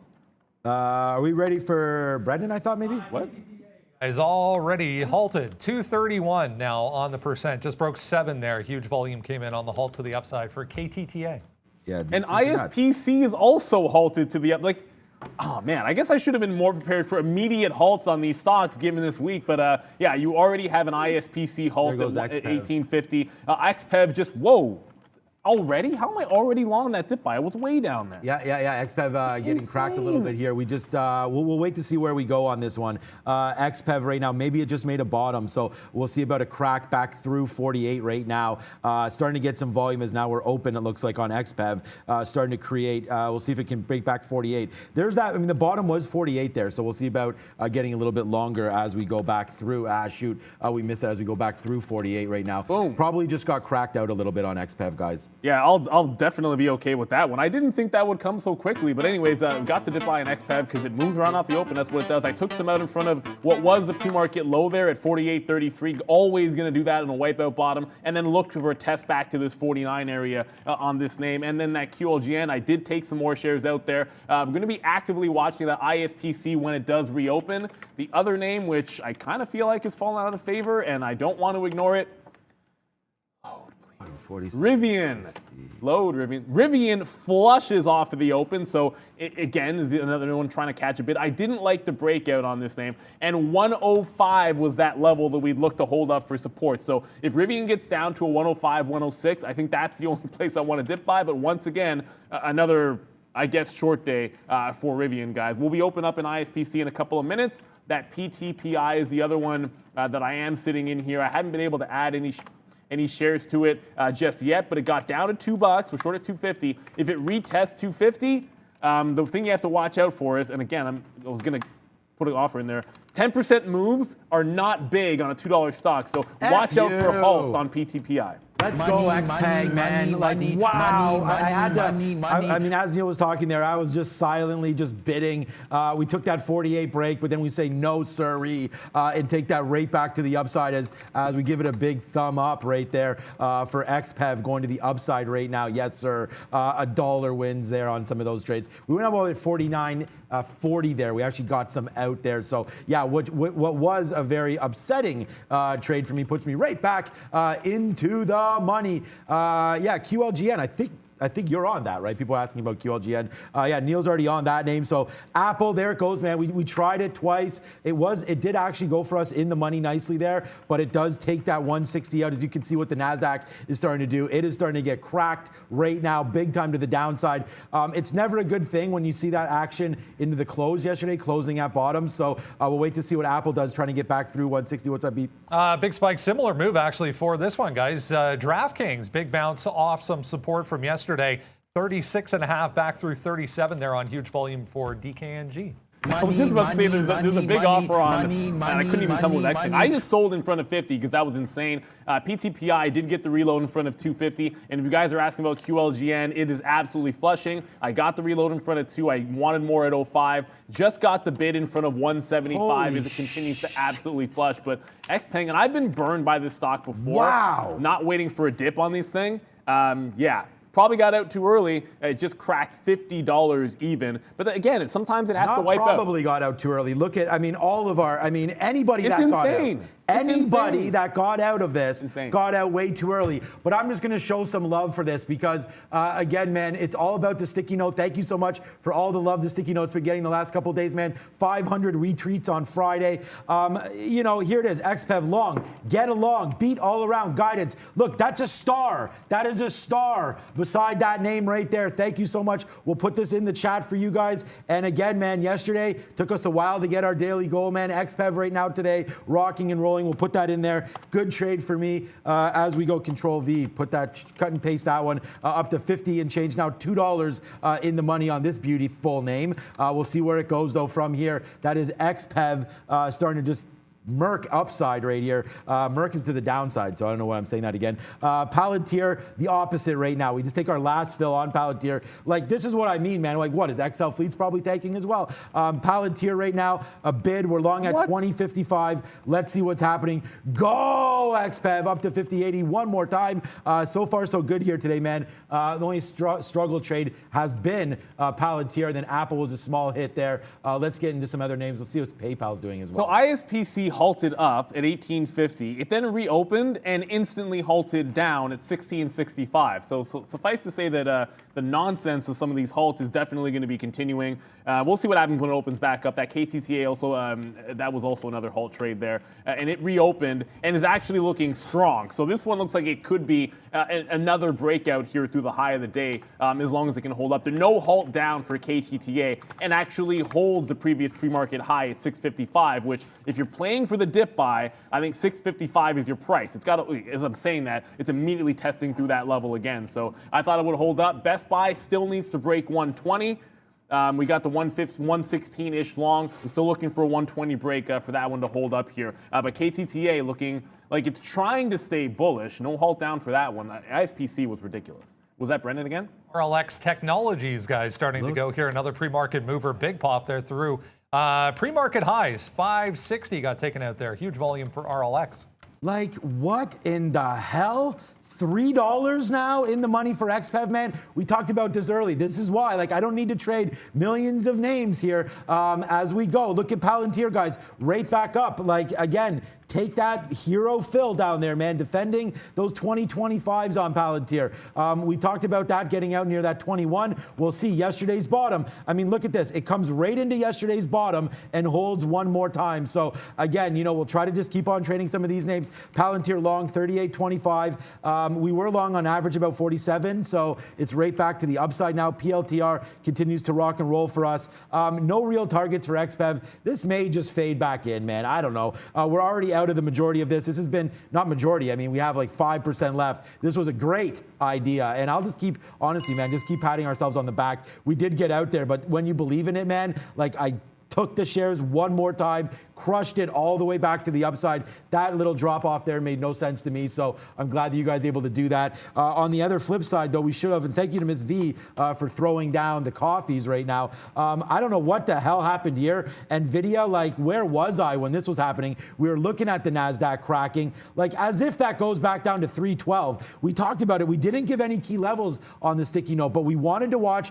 for strength, man. NVIDIA and AMD, and they both got cracked, like down to 311, 312. Those are buy levels that I was trying to get pre-earnings, man. Like they came all the way back down. What an absolute monster NVIDIA is. And the same thing, AMD. So two long ideas that we missed out on. I hope you guys saw the sticky note and were able to take advantage of that as Palantir just touched 56 again. Okay, we need this to get back going. Let's go Palantir. Yeah, while all that's going on, we will go with long. Neil comes back and goes long on one of these small caps. Come on, man. These are crazy. We need to hold up on KTTA at that pre-market high, previous pre-market high, 655. You saw it dip down, hold up. I grabbed a long in front of that price. I scalped some out in front of the pre-market high, that previous halt price. I then added on the break because we like a top break in that situation. I've covered some both in just on the other side of 7 and then some on the other side of 8 even. If it breaks 8, I want to hold and see if we can't get into another halt on KTTA. There we go. It just broke 8 even. Obviously, you want to see this continue to run here, but on the back end of this, you don't necessarily want it breaking back below that previous halt price at 730. So I'll give it like a 725 area and then see if we can't find a reload. But KTTA already scalped out some wins to the long side. Still holding BBY, which is retesting 115. That could come in quick. Shit. Right now. Money, yeah, let's money, go. money, Palantir, man. money, We are money, here, money. man. We are here. We are crushing these markets, man. Neil crushing. We're crushing. Shout out to everybody up there. Let's just keep on going, man. Palantir, XPEV. Man, wish we didn't get out of that apple, but it's right back to 160. Maybe this is another opportunity. XL Fleet, stop it. It didn't hit 6, did it? No. You guys are just, ooh. Yeah, it is. Ooh. XL Fleet. Woohoo. What's up, Brando? Mention that through 580 there on the daily chart. Yeah, huge volume. Look at the volume, guys, that came through there at 580. So a lot of stops maybe got run for XL Fleet. Yeah, and apparently there was the other one too, Micron. That's the other name we were talking about. And of course, it does take out that high. Look, these stocks are, you have all these biopharma small caps moving at the open, and you got to pay attention to them. So Micron is going to be the one that gets missed. Oh, seriously, that's that perfect to dip by, anyways. Like, look at that. That's that perfect. That's insane. It really went right to 84 and then right back up, testing a double top from yesterday. Now you have a clean, I mean, I said 88 because it's 87.60 or 87.70, but it's still an 88 potential breakout for Micron that's going to be looming. That is as clean as it looks, and that's why I like that chart. I did, like I said, cover some of that. Oh, yeah, that's right. Best Buy is a New York stock, Neil. I did cover some of that Best Buy in front of 118. It is trying to put in a higher low now. Still sets up for a 120 breakout, but I like the dip on the higher low in Best Buy a little bit better. Brennan again. Worried about yesterday at the end of the day into earnings organogram. Yeah, higher, 12% higher. Took out 2 there on volume after a decent report for OGI. Yeah, some weed names getting some love here today. We'll check out CGC up 2%. What was Tilray up? 1.3%. AbbVie, nice move there. We talked about that early. Looks like AMD coming back in, as is. I mean, nothing that I have is coming back in, of course. Here as Palantir just right up to 65. Days high right now on Palantir in the open market off of this move right to the downside. It didn't see this high since it opened right here. Whoa, let's go. Come on, Kathy. I know you're in there, and let's just keep keep on buying some Palantir, man. There's definitely some crazy buying being happening. We talked about this earlier when I was talking about Cathie Wood. Buying those depressed names, good quality companies, buying them. And I don't know, I mean, we talked about Robinhood. That's probably, let's check out Robinhood quickly here. Rivian just bounced $7 here and is retesting that 120 level. And again, if you look at the 15-minute, because you can't look at a daily chart on this thing, 120 is certainly a bit of a big level here for Rivian as that's coming back already. I'm assuming Robinhood probably popped too. Yeah, didn't pop that much there, but XL Fleet still the $6, man. Wow. I hope I can get some out of that. 620, 625, man. I don't even care if I'm going to lose on that. I never thought I'd ever see the day that XL Fleet is up 31%. I could imagine down 31%, that's for sure, but not up. Robinhood, yeah, there's Robinhood right there. I don't know, guys. I think this is a little silly not to sell some more Palantir up here. I mean, sure, we are reloaded on this one, and we'll go Mamma Mia for Palantir because there it is. Look at this. Just straight up to the upside, man. We are loving it right now. And yeah, you know, I didn't look at any of those pharma names, which allowed me to focus on the big bad ones for me here, which are these names. So, so far, so good on some of these names anyways. Upside today, XPEV. Oh, ho-hum, just a home run. What up to Vladdy? You know, hopefully next year we'll win the MVP, but today we're feeling pretty good, man. This is $4, $3.50. And again, on the call. I mean, this is the best part about this is we talked about XPEV. Not only that, but on the sticky note, guys, shout out to Jude, shout out to everybody watching right now. We talked about that $49.50, man. Break that long. How about that? $52 right now on XPEV. You did have to withstand something there. And I should have noticed, I don't even really think it was open. It just kept getting crushed all the way to the downside. But we get out at 48. Obviously should have been buying more. But as soon as it started come back up through 48, we got that bid, and nice little long for us right there. So that's working. We're going to find some other names as well. One of those was obviously just Rivian. It just broke that 120. So clean break, 120 into 121. Now looking to see how far it can go. Like I said, pop the 15-minute up because the daily chart, I mean, it's only been trading for 2 weeks. 125 is an obvious level that's going to stand out for you there. I think that's what I got to target. So I'm gonna already pop an offer in because I mean, given the way these stocks have moved so far this morning, just put your pie in the sky price out there and you might get picked up. So I want to be sitting on that offer just in case we get another monster spike. That QLGN, it continues to fall. It did get down to $1.70, so I did take another leg out. If it comes down, like you look at 140, 150, and I think that's a pretty realistic price. But Rivian, that just instantly almost like $3.50 in the money. That's the momentum that came into this thing. Now, I wanted 105. It really just gave you to the pre-market low and turned on a dime. Micron gave you to the pre-market low, then turned on a dime. I'm sure, I don't know how many other names we could probably come up with here off of that open that just absolutely ran when they turned off those pre-market lows. But a big recovery day for some of these growth names. I don't want to look at too much of a gift horse in the mouth. I was sitting on that offer, 124.25. We got to 123.80 on Rivian. I'm going to bank this one somewhere between 123.50 and 125 and see if we can't get a nice quick breakout. I love these breakout trades, but that just happened way faster than I anticipated. Yep, Rivian's been an absolutely fantastic trade. And look at this, man. Like, look what just happened to Palantir. Like, I mean, we're up to 20.95. We just took that offer right there at 94 as it ripped up, man. We have $4 right now in the money on XPEV as well. And that is starting to go to the upside. Wow, what a great day this has been. And XL Fleet, guys, the long term, it doesn't, I guess, long term. I've been holding it forever. They're not meant to be a long-term trade, but XL Fleet, love you long time, XL. Although I still hate this stock. What's up, Brendan? Oxy. We were talking about some energy names in the pre-market here. Big move for OXY, 5.25%. It's very rare that any of these pop up on the volume scanner I watch, but this one just did. 5.3% here. A nice move for Oxy, guys. 318. I think we missed that. Shoot, man. That NVIDIA, man. Like, damn it. It went back down to 318 there. And then look at the NASDAQ, man. Now it's like, see you later. We'll talk to you in a bit. But wow, big move up here. Take out 322. We have to go long on this name. Would rather be longer lower, but I don't have much of a choice now. Palantir breaking through $21. Hit the damn sirens, man. This has been a crazy day. XPED $5 now in the money. Like, what a day. That Rivian yesterday, $13 winner on Rivian. What was it, $15 winner or something on Roblox? I guess we should look over at Roblox today as well. I'm watching, one thing that is not bouncing, by the way, is Zoom. Zoom down to 203 already. So, like I said, I defend 196 and 182 were the levels in the daily that I really liked. But 200 is 200. So we get down close to that 200 level, maybe like at 201. I'm going to get down there and get on that bid. Obviously, they're getting beaten up, but you're getting a bit of a comeback in the NASDAQ, which just went green. And let's see if Zoom can participate if it gets down to that $2 mark. Sorry, $200 mark. If it went to 2, that'd be insane. I think might have heard a call from Brendan. Another missed out opportunity was a firm breaking out here. It's approaching 130 again. So looks like the recovery is on for everything except for Zoom. Was that Brendan? Yep. Nope. No? We just got out of Palantir right there, man. I mean, what a good trade. So new position alert. We are into NVIDIA right now.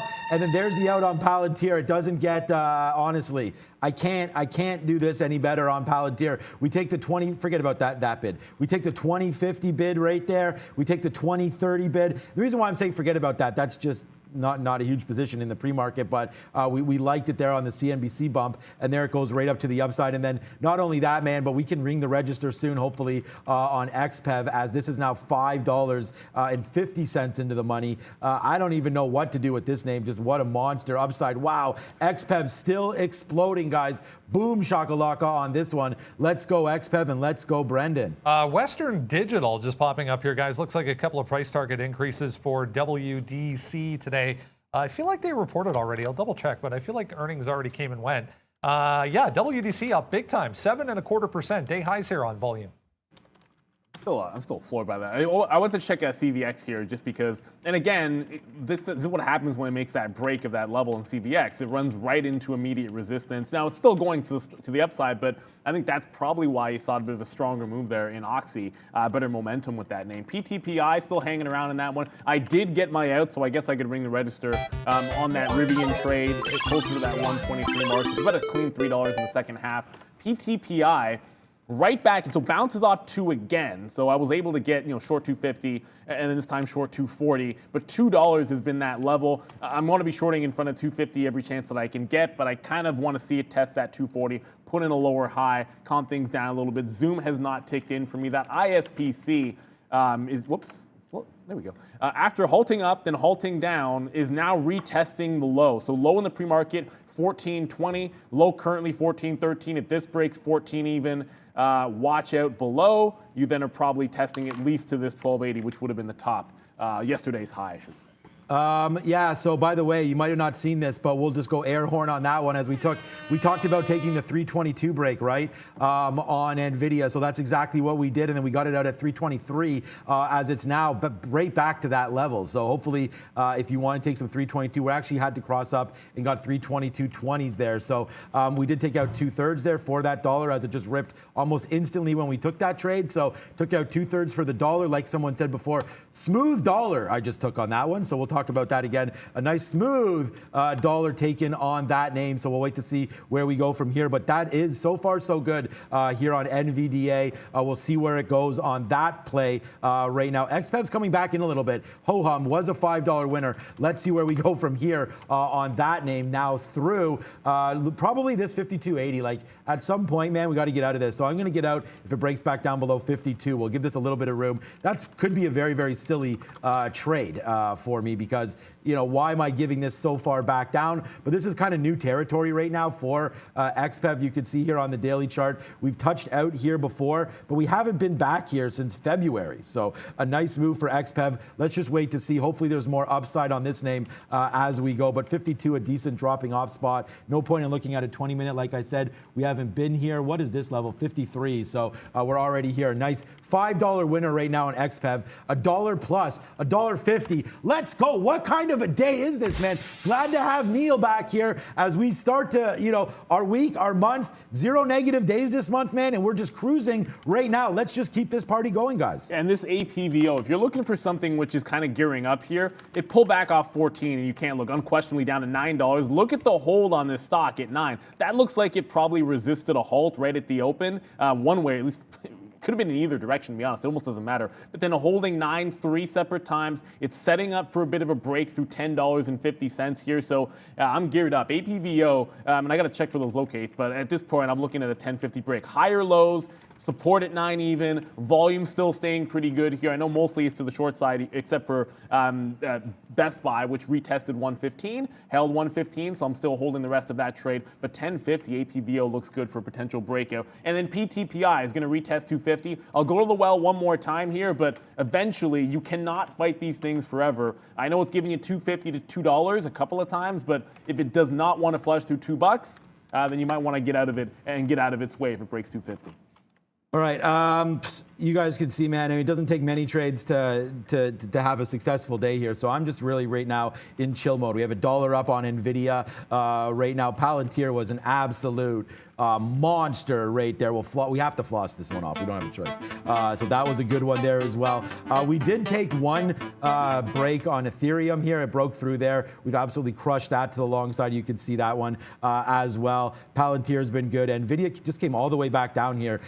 Wondering about the NASDAQ. I think we'll probably get out of this now. We don't have to, but I want to pick this up a little bit lower. So the NASDAQ on a beautiful rally, man, here today in the AM. We'll see if it fades back. I'm thinking we may fade back in here on the NASDAQ. So with that being said, we do have to look at some XPEV right now. 52.40 break. We're going to get out, man. 52.50 here comes. We're going to get out of XPEV. Let's go back over to Brendo. Another earnings name from pre-market guys. American Eagle reported. Looks like the call is underway currently, so a heads up if you're watching this one. AEO was negative here going into the open, but earnings conference call underway for AEO. Yeah, I mean, another apparel maker. Yeah, definitely be careful there. I talked about PTPI, third time to the well. Third time is not always a charm. Reversal to the long side. And again, it doesn't want to give you that fall through. It puts in a double bottom at $2. It retests a third time. I didn't mind getting the short again in the 40s, but you got to give up the ghost. I was able to take some out on the reversal already into 260. I'll do the same thing into 275. Big level sitting here at 3 to 310. I will be out of this stock before it gets to $3 because I'm looking back towards the short trade if it gets to that 3 and 310 and then tries to hold up. So already looking pretty, wow, that's a big spike there. I got to get some more shares out. Just another big spike into 290. I should have been sitting there at 285. Did not get it. We'll put the shares there and see if we can't get the offer the next time through. So it looks like now we're sitting in a couple of long trades and looking for that. Obviously KTTA is going to be a mover, but now looking for that APVO to break 1050.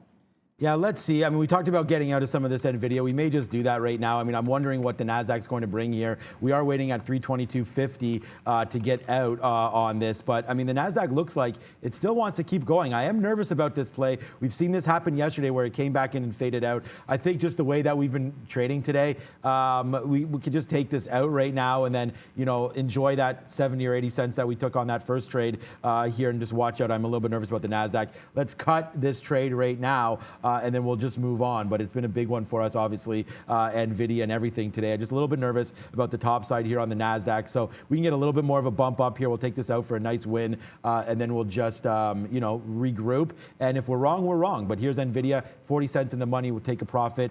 Hey, it's my favorite. She's at the big screen. And it's Miss V. What's up?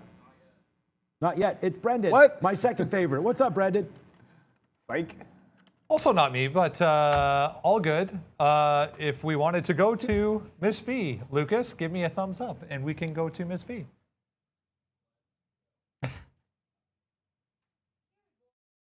NEO broke $43 to the upside. Do you see any opportunities in NEO for yourself today?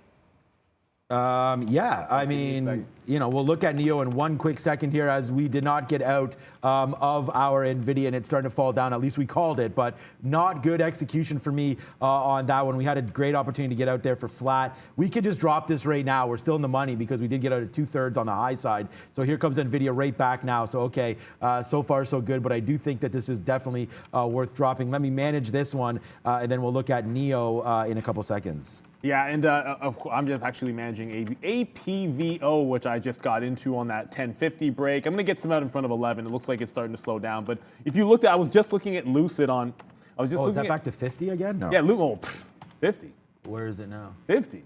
50, 50, you're talking about 50, 52, I think it was at. Yeah, But NEO, 50 was again, pretty making a bit of a break 54 here. went. Look, we talked about the reasons why, wow, my daily chart doesn't want to load.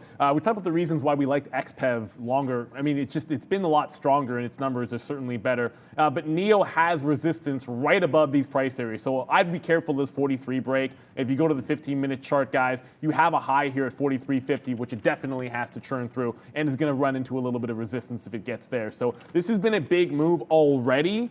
And it was, XPEV was a bit of the catalyst there. As that started to pull back in, I'd be at least a little bit concerned with NEO. But if you're looking for a bottom pick, it has been in the doldrums for quite some time. It's not my favorite because I think, some of the logic behind why they're going to be the winner, I don't know if I can follow it. I just got this another new position here as ISPC took out that pre-market low at 14 even. Thank you, Day Trade the World. I got a fantastic fill here, actually getting 14. My guess is there was a lot, big time volume spike when it broke that 14 even. So I got this one to the south side. APVO has not given me any targets up on that 1050 break, but it is holding that level pretty nicely. Man, we were 100% right about NVIDIA going to the downside, but we did get it out there. We're still positive, obviously, in it. But there's that 22.50. We got it out at 22 there on the way back down, so we lose 20 cents on that trade. But at the same time, damn it, I thought the NASDAQ was going to flip over there, and it didn't. So good, man. I mean, good. I love everything NASDAQ. So this is going to be a good one for us. Just to tell you guys, you can't hold everything forever. Although this XPEV, it almost got me out there. We talked about 52.40 almost got us out. So we picked a great level there. I'm going to use now 52.90 as our out on XPEV. So if we dump back below there, we're going to get out of that one. And as you can see here, it's just a 1 minute chart with a 15-period moving average on there. So we're going to get out of that if it does break. So 52.92 right now, but starting to take out new highs on XPEV. Wow. Can anyone say $5.60 in the money? Like, wow. There we go. XPEV. Hello. Not only that, but like, this is the name, and this is why I'm proud of this, man. It's because of Sticky Note Nation. What's up to Sticky Note Nation? Hopefully all you guys are trading this name with me here today. We stamped the price, man, $49.50, gave it right to you. Not only was this a Sticky Note Nation one, and thank you for the 18 million views as well, but we have a star beside it. We starred one yesterday. I could go find that to you. That was that Rivian short. That was a $12 winner yesterday. So right now up to 53.90, cruising now, $6 in the money on this trade. So I mean, now that we're just keep on moving up, maybe we should put a trailing stop on this one. What is this price? 53.40. Wow, $54 now on XPEV. Wowzers. Yeah, good thing we didn't get out on this one, as we are now cruising to the upside. No real ideas where to get out. I'm thinking this 53.40 right here based on this move. We kick it back down, man. We'll get out of this one, but 53.40 XPEV, monster move to the upside. Why not maybe just even take out 54 here? This is a monster move. I think we could do this, man. $6, just take this out 54. Good trade so far. We break 53.50. We're going to be out of this one. Let's go over. Do you want something first quickly? I was just going to say a few things. APVO takes 11. I got some out of that one. PTPI goes back to 290. I covered some more in front of 290 because I'm looking for a short there. Best Buy is back up to 119. I'm looking for 120 on a potential break. And QLGN continues to flush as we send you to Brendan for happening now.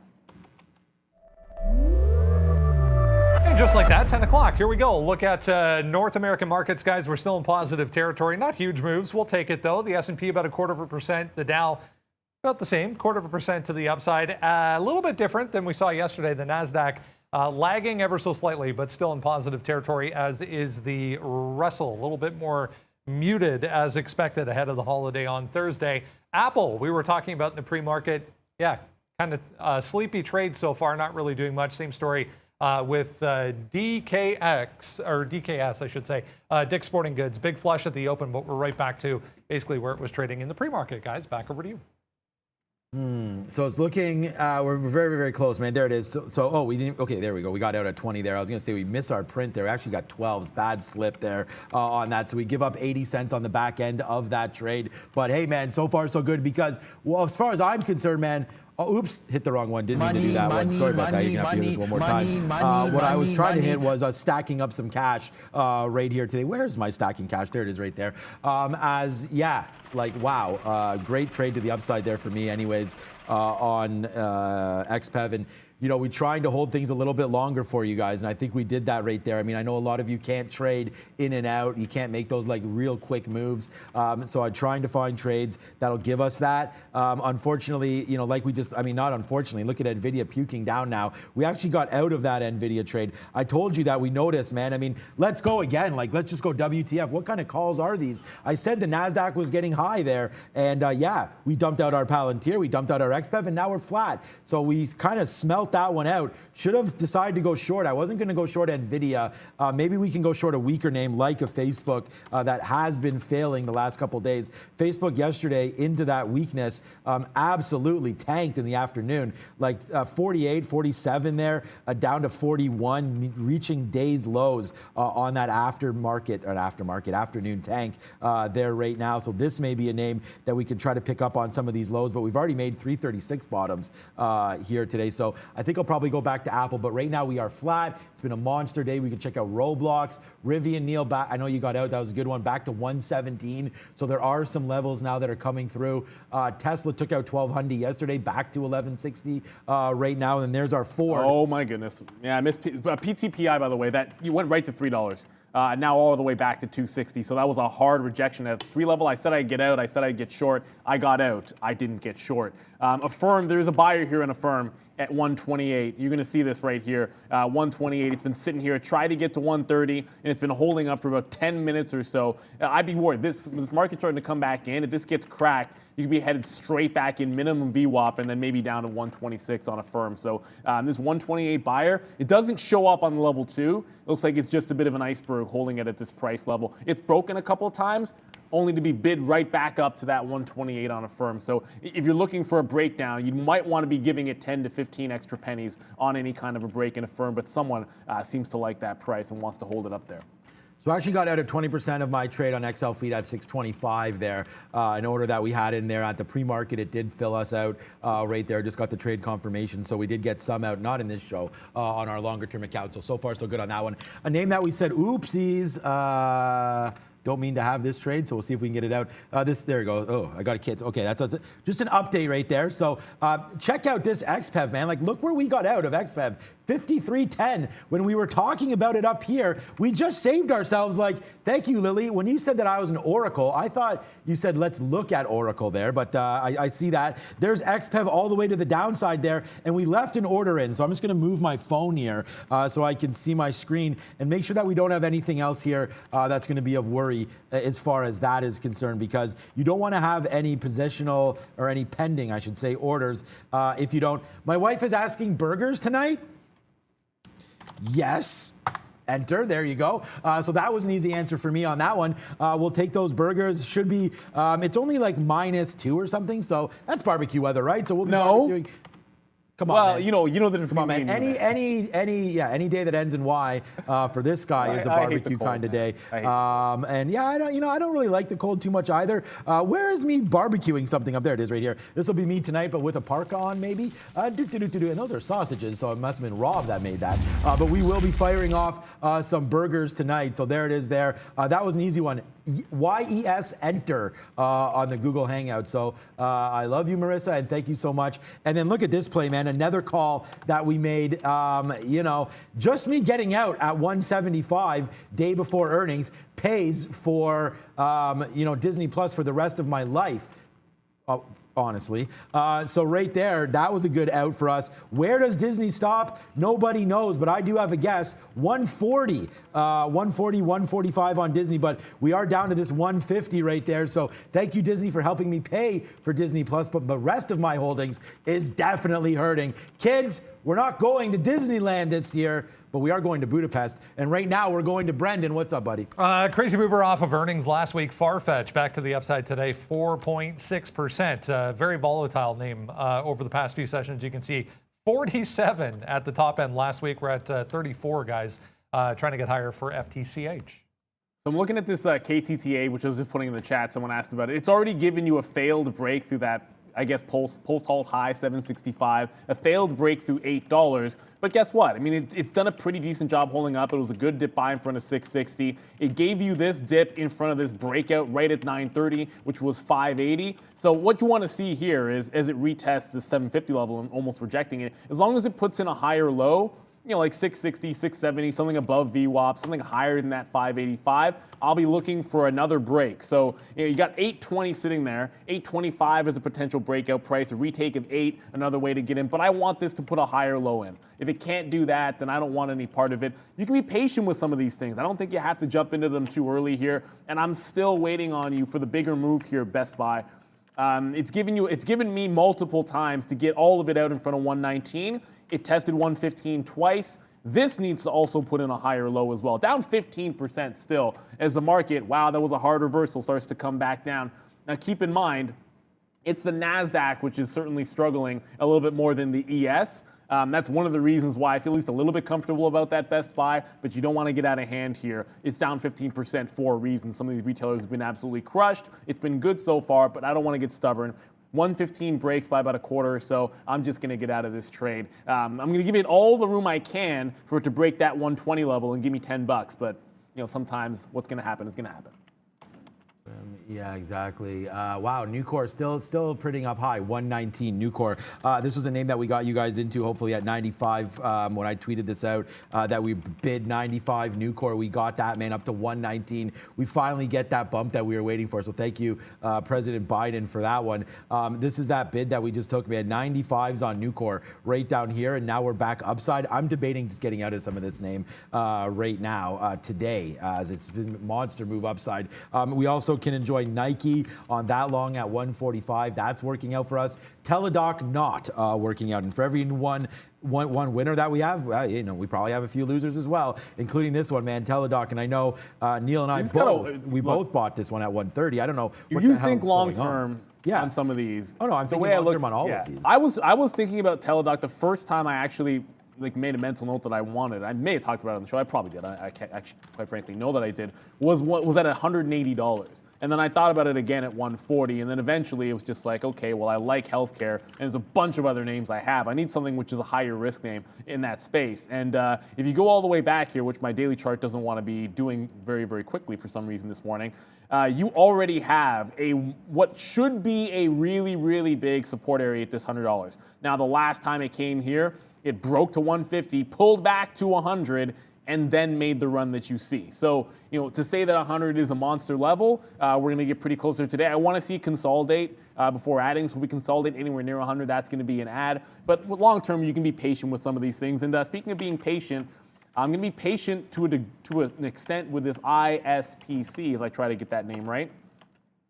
It got that 14 break. I scalped some out at 1350. I could have waited for 13. That would have been a better decision. It's already gone down to 1250. And then if you look back, that is that test of yesterday's high. I want to see if I can't hold through it. I was going to take it out at that price level, but then scalped some out too shallow. So now I want to see if it holds this 1250, sorry, if it holds below that 1250 or 1280 area, easily could be retesting the afternoon high at 1020. So for sure I want to be out in front of that 1020. That's a long ways away. Could be holding on to this one for the long haul, which I guess day trade. So the long haul kind of means all day long. I guess that's not really that long, but it is good.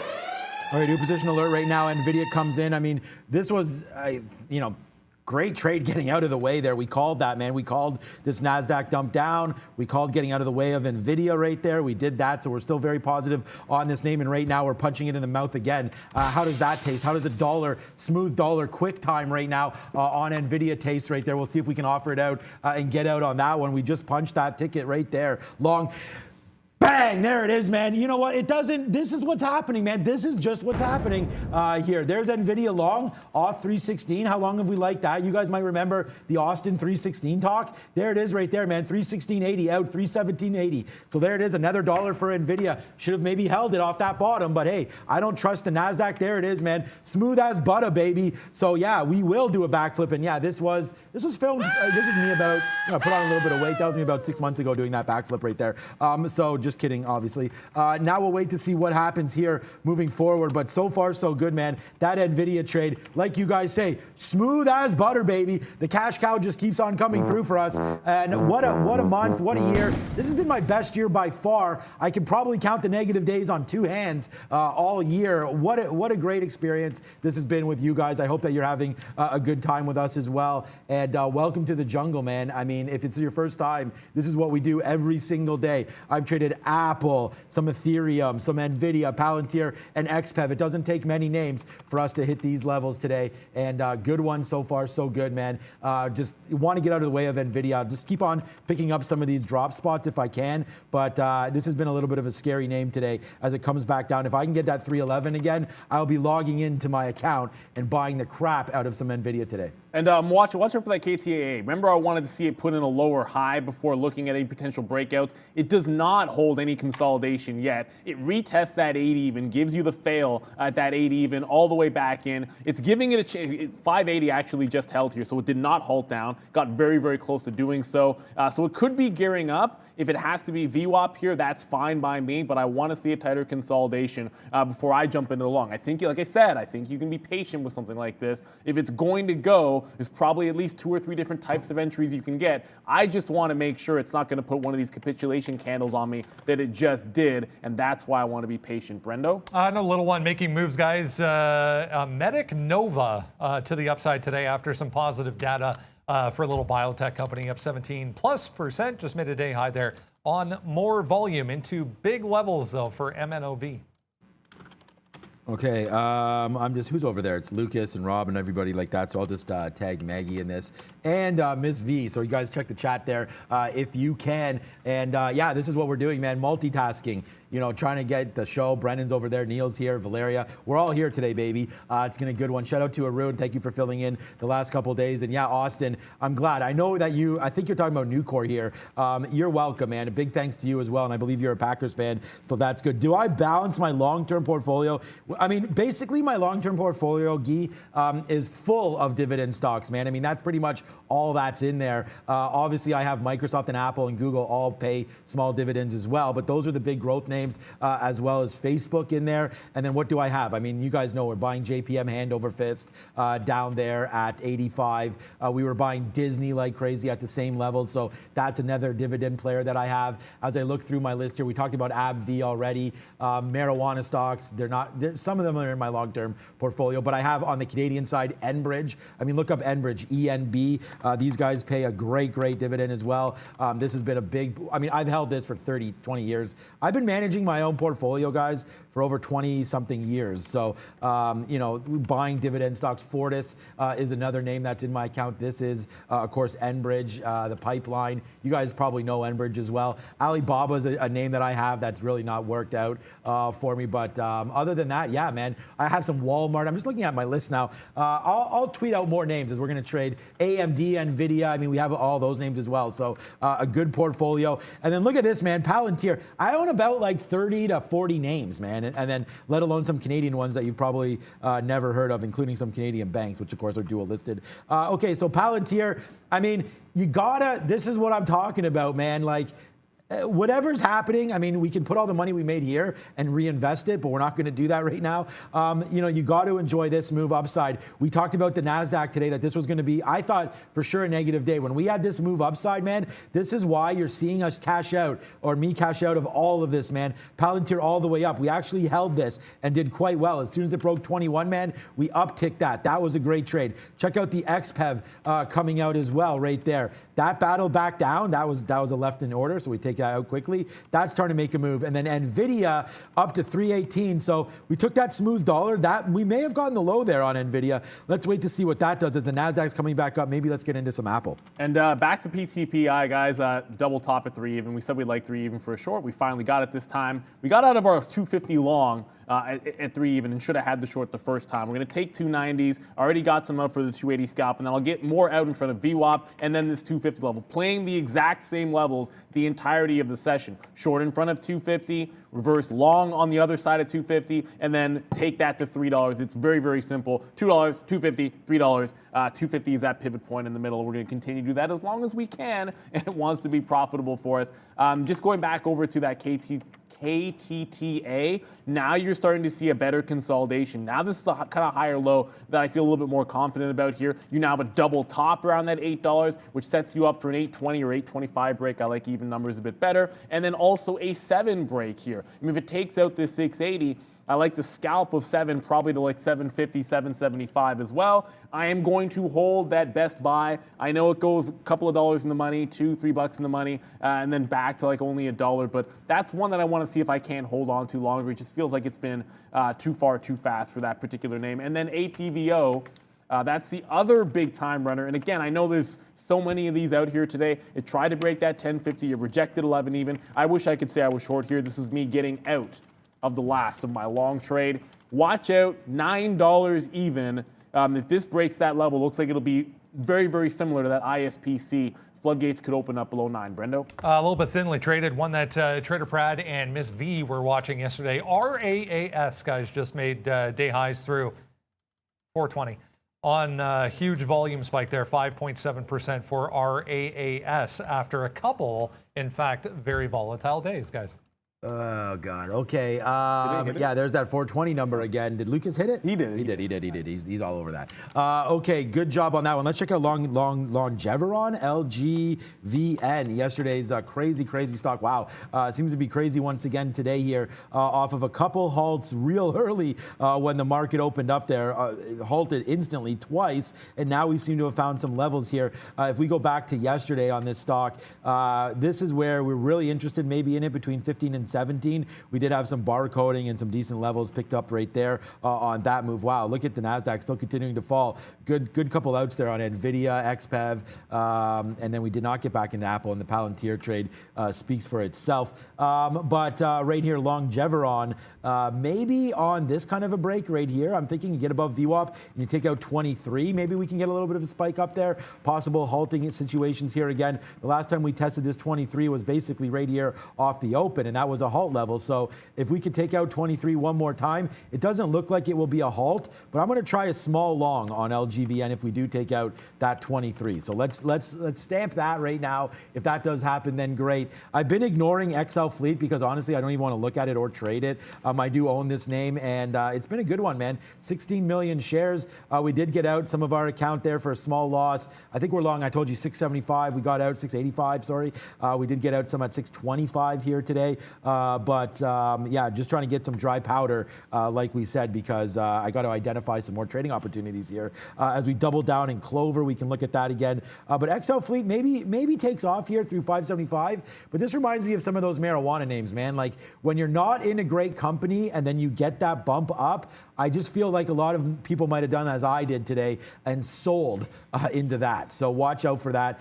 XL Fleet trying to make a move back to the upside here. That's how those shorts work. I know. I just don't trust it right here. So if you guys like XL Fleet, you can get in. But for me, it's going to be a pass right now on this name. I think that's one of the reasons why you look at some of those historical levels on some of these smaller caps or these depressed names that get that big bump up. And if you have people that are, holding, like, where are they going to be looking to sell? I think that's one of the things that I always like to look at. And those obvious levels are good turns for a day trader. Now, $3 here, PTPI. I got the next leg out in front of 270 like I said I would. So it was a 290 to 270. I'm still holding some. If it breaks this 3 even, I mean, the same way that we gave it up here and reversed it along at 250 after it just now again has held 250 and then trying to put in a higher low at VWAP. If it breaks 3, it'd be another reversal for me.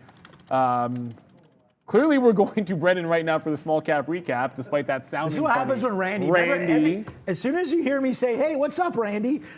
Just get ready for something to mess up inevitably. But big shout out to Randy as we're just playing around with him. I see I've just hurt his feelings, so sorry about that, Randy. But we'll go back over to you and we'll get some love and we'll see how the next couple throws go. What's up, Brendan, at the big screen? QLGN. Brendan, why weren't we long 125 in our own accounts last night? Kill it, Brendan. That would have made a lot of sense. Let's talk about it this morning. However, we were dealing with $2 here. A number of times it came down and held. As soon as we let go of that support, gave me an opportunity to get in on the short side. Not a huge trade as far as movement, but very, very thick. Tons of liquidity. You can take a lot more size on this one. So it gave you 40 cents to the downside there, trying to bounce right now. For QLGN, tons of opportunity today all over the place. PTPI, same thing, essentially. 260 was support twice. It breaks. You take the short. Gives you 60 cents down to $2. I said before the open here, I wanted to get out of this before the open because I didn't trust these low float stocks. And this is why we're right back to the upside for PTPI. Last one I'll show you is this KTTA. I was only long. KTTA broke back above this 525, came back in and held. Gave you a move all the way to 750 for that one. Guys, back over to you. Yes, sir. Thank you very much, everyone. Actually, I was just looking at KTTA because it still looks relatively strong. Again, this is another one that I haven't even shorted it, and I'm thinking about, what level that might be. And if it breaks out, $10 just because it's a round number usually sticks out there. Someone just asking about Zoom, whether it's a buy. Well, I liked 182, I like 196, and 200 is 200, and 200 is close. So it looks like we're going to get that test of 200 as the market comes back in. And really, seriously, did it just... What am I sitting at? 201. Yeah, I'm at 201.11. It just went to 201.21. Wow, so Zoom, man. That's kind of annoying. Anyways, I'm not gonna split too many hairs here. I'll get in front of the current low of the day and see if I can maybe catch like 50s. What's 40 cents? 40 cents doesn't make that big of a difference when you're out in front of that 200 level. And if it bounces off 200, I'd probably be looking to add. But as I said, the levels I liked a little bit better were not the round ones. This is all about 200 and 200 even. Nothing besides that here. So Zoom continuously under pressure, down 17%.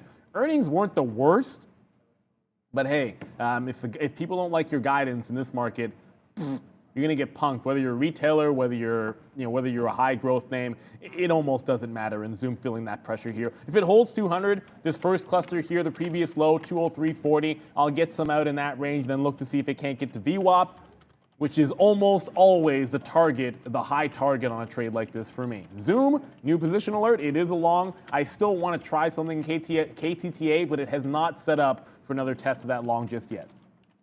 Okay, yeah, we will go on Super Chats. Okay, Maggie's in the chat now, so you guys could deal with that one. Look at NVIDIA, man. Wow, we were wrong getting out of that. We did bottom pick that, but we took that smooth dollar, like we said. Still a very, very positive name, but there goes NVIDIA off the bottom. Let's check out AMD. Oh, man, a lot of these names off the bottom. What about Roblox here? Is there anything that we can get? Because I'm not in anything right here, and I've just been waiting to see what's going to pop next and what can we get there. I thought I picked that NVIDIA, and I did. I think that was a good play, but we did dump it there. I'll tell you what did work. Why so nervous now? What worked? Already Zoom bounced up. And this is, again, like, you can't be stubborn about the, like, I was on the bid 10 cents lower than low of the day, but I just said, okay, that's where it's going to bounce. It's close enough to 200 that you just get a little bit higher. And I wouldn't have chased it forever, but I'll definitely chase a little bit. Scalp some out. Now you're playing with a little bit of house money. If it retests 200, I can reload the position. It's almost 10:30, meaning things could settle down. And if you get a consolidation, you can start playing back and forth for a couple of bucks. I still think, VWAP would still be lower highs. The trend is not fantastic. I'd be all out in front of 207 for sure on this thing. Ultimately, much like Bed Bath & Beyond, I think it's down too far. I just liked Bed Bath & Beyond for the trend that it was on. Like, this is Zoom on the daily chart, right? There's a difference between catching a bid on Zoom and trying to scalp a trade, and then, so I keep saying Bed Bath & Beyond, I mean Best Buy. And then Best Buy, on the other hand, when you're getting a pullback in Best Buy, which has been a strong stock, and that's why I'm kind of trying to hold Best Buy all day long, because I feel like this thing should make a better rebound. I could be wrong about that, but there's a stark difference between catching a bid on Best Buy when the daily looks like this and what you saw with Zoom, which is essentially abject disaster. Yeah, I mean, Zoom has been an absolute nightmare of a trade here. We did take Roblox there. I don't know how we got in. We wanted the 119.25 break, and unfortunately, we just punched in. I must have put a wrong bid on that one. So we'll have to wait for that one to come through here. We will average in. I wanted the 119.25s. Generally, when you make this kind of a trade, you got to sort of get out of the way if it's wrong. But right now, we'll take Roblox. I mean, we hit this for like, I think it's $8 winner or something yesterday, and we'll see if we can do that again here today. Obviously, it's not going to be $8 $8. Oh, here's some of the trades we had yesterday here on Roblox. 121 off of some of these shorts. So there it is right there, 126. What were some levels yesterday? 130 as a high side there. Bottom here, 117 and change. We're not going to give this one that low, man. If we break that back down below like 118, I think we could get out of this. I don't need to get into here because if you're in, well, I mean, we can. We can probably. I mean, what is that, 116? What am I long at, 119 and change? I don't know. The upside is about 120 here at maximum. So, okay, not maximum, I mean 121 maximum there. I'm trying to talk my way into maybe holding this. But again, if we break this 118, I think we could get out there and then see what happens if we do retest some lower lows here, because I am nervous about the NASDAQ one more time breaking here. So we'll test it, break through 118, and we should drop this right now as Roblox. Again, you don't want to be in this is such a high beta name to the NASDAQ that it's crazy to hold this. So here it is testing that 118. Let's just give it a little bit lower here and then punch this out. So that low was 117.90. So we break that back down below that. We're going to get out of some Roblox, guys. Yeah, and watch out that zoom. This is one of the reasons why I scalped it. I'm just looking at this PTPI, by the way, which is, again, putting in a bit of a higher low and trying to break out that 3. And I still like the reversal there, but I said watch out on zoom. Make sure you take some profit. And look, it could end up, like I said, it could end up being wrong about that best buy relative to zoom. But it comes right back in, retesting 2. If I take nothing out, then I wouldn't be adding here. But once it gets another bounce, hopefully off of, at this particular point, it looks like it's holding 201 even. Once it bounces off that, which it just did, I'll try to get basically the same price. Yeah, pretty much the same price. 201.53. We got 54 last time. It doesn't really matter. It's on the other side of 201.50. And then again, if it takes out that 200, I am all out of this trade. I don't want to hold through that. QLGN, by the way, just popped on volume right back to 2. Much like I'm playing only certain levels on PTPI. QLGN 2 down to 150, now looking like it goes back to 2 even. I think it's a short at that price. I think it can be a reversal as well. Hasn't taken it out just yet, but massive volume spike, as big as it was at the open there, taking it right into this $2 range again. All right, shout out to Dominic. You don't need to super chat every time. I see it this time. Thank you, Dominic, one more time. GRCL. So I don't know if Brendan's came with this name yet or not, but oh, come on, chart. Instant spike up right now over the last, I guess it happened early, and now it's kind of barcoding. So that's the thing. A couple of halts. It looks like one halt, two halts. So halted twice already, obviously on a nice move to the upside here. GRCL, I don't know much about this. Gracell or Gracell Biotechnologies right now. Just another one of these bio names that is like going off again. So here it comes right now. We can test it. I see like we just started talking about it. Gets a little bit of a bump there. Maybe breaking through 10 is something. We'll look at a little bit of a larger time frame. We've already been up here, which is why I think there is room to go. Here's 10 bottom as well. So a break on 10 on GRCL. Thanks, Dominic. That's going to look like a nice little level there. $10 right there off of a dirty drop down in the last couple of days. So because it's a bioscience, I wonder if they missed on something, which cut them in half, basically from 12 down to 6. I'm assuming that this is going to be a Brendan update on GRCL, maybe? Yeah, a little bit of a management shuffle for this one, senior management, in fact, and there's a repurchase plan that was announced there as well. So this one's actually a little bit bigger, guys. We've been dealing with those sub 10 million share floats. This one's 67.5, market cap 430. So, I mean, compared to that other KTTA, this is an actual company, Gracell Biotech. So heads up on that one. Let's get a check real quick on how things in Europe are shaping up this morning with 1 hour to go. Miss V, what's up? Hey, Brandon, European markets are mixed with surging COVID-19 cases, pressure on Europe. Technical products company Diploma trading in London is down more than 7% as markets reacted with uncertainty to its earnings report on Monday. Back to you. Yeah, pretty heavy sell pressure coming back in right now for the S&P, guys. Back towards day lows, in fact, down 0.3. Yep. Yes, sir. I just love how it's like 65 million, and now that's like, it's big, it's a real company, all that good stuff. But again, all things are relative, right? Like it just feels like we're looking at more stocks than ever that are sub 10 million floats, which is crazy. But KTTA has now put another higher low. I still like the breakout I get the order in, locked and loaded whenever it takes out that low. I have not gotten into the dip buy, but we finally put in a higher low, consolidation now at 675 a few times. Here's the thing, you're not necessarily wrong on the long till this breaks like a $5.85, $6. I think if you're buying it up in VWAP, you have to understand the level of risk to reward. It's a different story when it breaks at 825, where it's a momentum break, getting out 50s, 75s, and 9s, and then looking for a continuation move to the upside. But again, this has been relatively strong. I have no shorts on it, which I would short it at some point. It's just, I haven't really seen it yet. And I want to get into this one for the first time in front of VWAP here. So I'm going to park a bid in front of 7, because at least if I take a 7 trade, I can get out at like a 675, a 650, revisited a 585, reasonable risk. Just come from that into Zoom. Zoom tests 200. Brent. It's held 200. I'm going to do the same Yes, thing we sir. did before, is get out some shares in front of 203, rinse and repeat until it makes a bigger move. And there it is, man. Look at this. Now we got 70 cents in the money on Roblox as that is now starting to print again, man. Wow. What day. We don't have any. We have one negative stock, Apple, and that was on a pre-market long, guys. There goes Roblox, now 70 cents in the money. Starting to go to the upside. We averaged into that one. We gave you that 118 break, basically. A little bit lower than that was going to be our out. We just got a 119.20 there out of a third. So we'll try to go a third, see if we can retake some of these highs, man. If this market flies to the upside, just like Zoom, these should, act properly here. I mean, obviously Roblox, hopefully, exactly. We know Roblox has been super strong. We've absolutely destroyed this account, this stock in both accounts here. PayPal, is it trying to find a bottom? It's at 186. I'm going to let Roblox go, man. I mean, honestly, I don't know. I'm thinking here, we get a 120 on this. We're long 118. That's good. And then we can hold the rest. But Roblox right now, I mean, just honestly, man, hit the siren, everybody. Some of these trades that we've been making today have been really hot fire. And GRCL's halted again. Oh, GRCL just halted again. Shout out. Did that break through 23? Through 10. 23. Oh, meant to get that weird? 10 break there. It's halted at 10.23. Yeah, what did... shoot. Anyways, that 10 break was a good one. Thank you, Dominic, for that one. We were talking about that break there, and now someone's going to get printed, man. If you're long that 10, let's see where it's going. Right now, it's tapping at 10.05. But again, thanks to Dominic for that shout out one more time. And I hope for everybody. I'm obviously...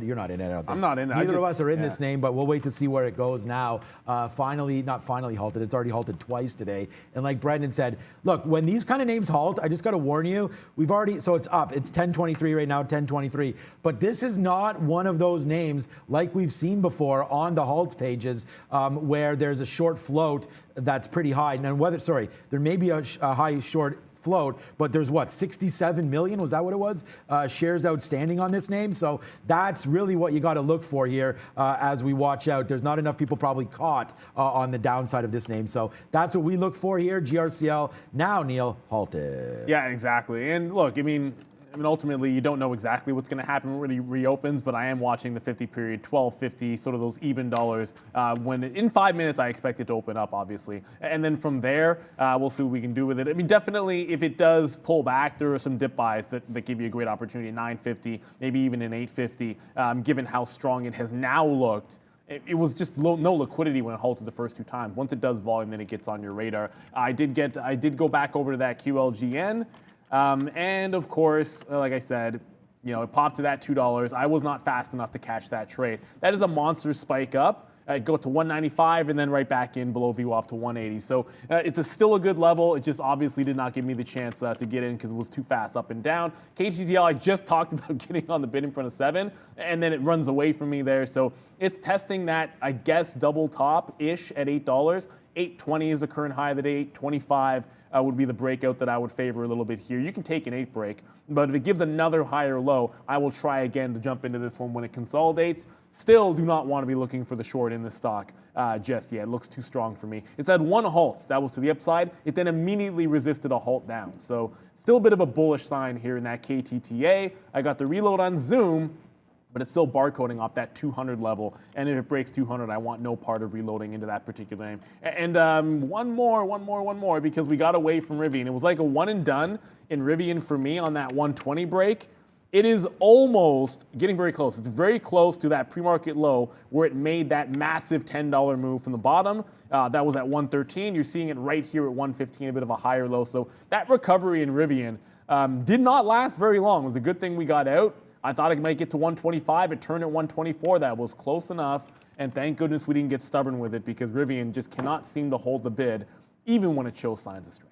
Yeah, and again, Roblox, there we go. We put a negative trade on the board here in the open market. And, you know, we got out some there, but unfortunately there's the drop down. So we are going to turn our negative. We're going to turn a positive trade there. We did get out, obviously. Our average price was, what, 118.70 or something like that. We took out 50 cents there or so and then dropped out on that breakthrough, that 117.80 level. So there it goes. Roblox obviously continues its move to the downside here, and hopefully that Zoom can hold out. The NASDAQ. Now let's go back over to NVIDIA quickly, because again, I'm going to try to trade the names that I've been trading and doing well on, that we've had some good calls on. Obviously the NASDAQ's going to I think print red the rest of the day. I'm not a buyer here of any of these names. I think we got a short pops at this point, so it's 1040 right now. I mean, this is obviously not good, man. I mean, you're making new lower or higher lows here as we go. Sorry, lower highs as we go. Boom, boom.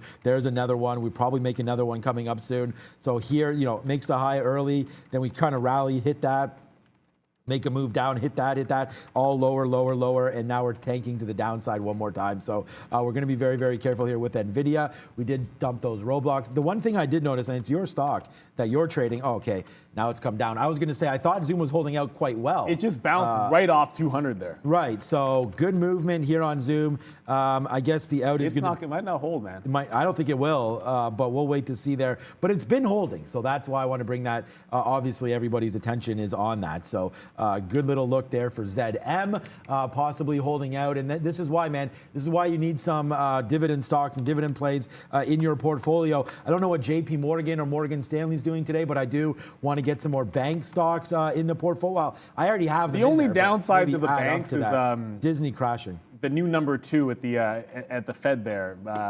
Brainerd, is like, she's a little bit of a, I guess probably harsher on the regulation side for the banks, but I think that's probably a bit overstated if you start to hear that a little bit more. I still think it's probably a good rotation into some of those names, or at least to add to them. If you don't have any sort of traditional banking names in the portfolio, you definitely want to be adding. I think on any weakness. I did finally get into this KTLA again. KTTA bounced off at 770, came right in, and then bounced off 7 even. Once I saw it hold up at 7, I was able to get some in front of the quarter. I got 26s, so I like this one. I'm going to get some out in front of the highs. I'm still looking for a top-end break. So 750, 775, and 8, I want to be covering in front of those levels, and then seeing if it can't make an eventual breakout at that 825 mark. So we'll see what happens. Looks like Zoom is not going to hold up. I mean, it just, whoa, seriously? It just bounced again off 200. I'll zoom in on Zoom. It just bounced out 3 separate times. The first time bounced off 200 I added. It's now bounced a couple more times off exactly 200 to the penny. If that breaks, I'm out.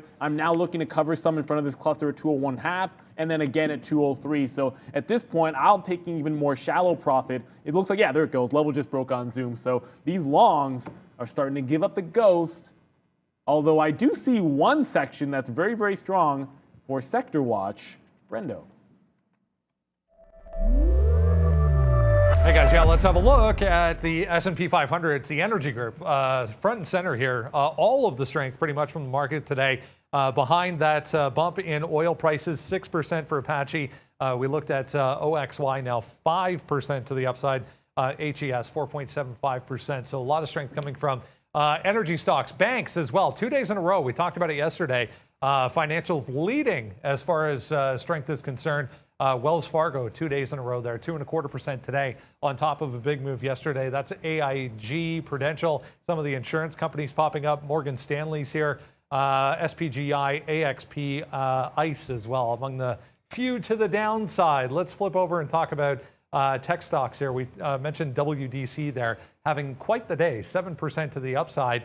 Everything else pretty much outside of Micron and LRCX in the red, including software names, pretty much all of the software group to the downside today, leading for tech stocks. They are weak. There's Best Buy, 16% for Best Buy to the downside. DLTR trying to offset that 5.4%. ROST 2.8% here. Etsy's higher. Gap lower.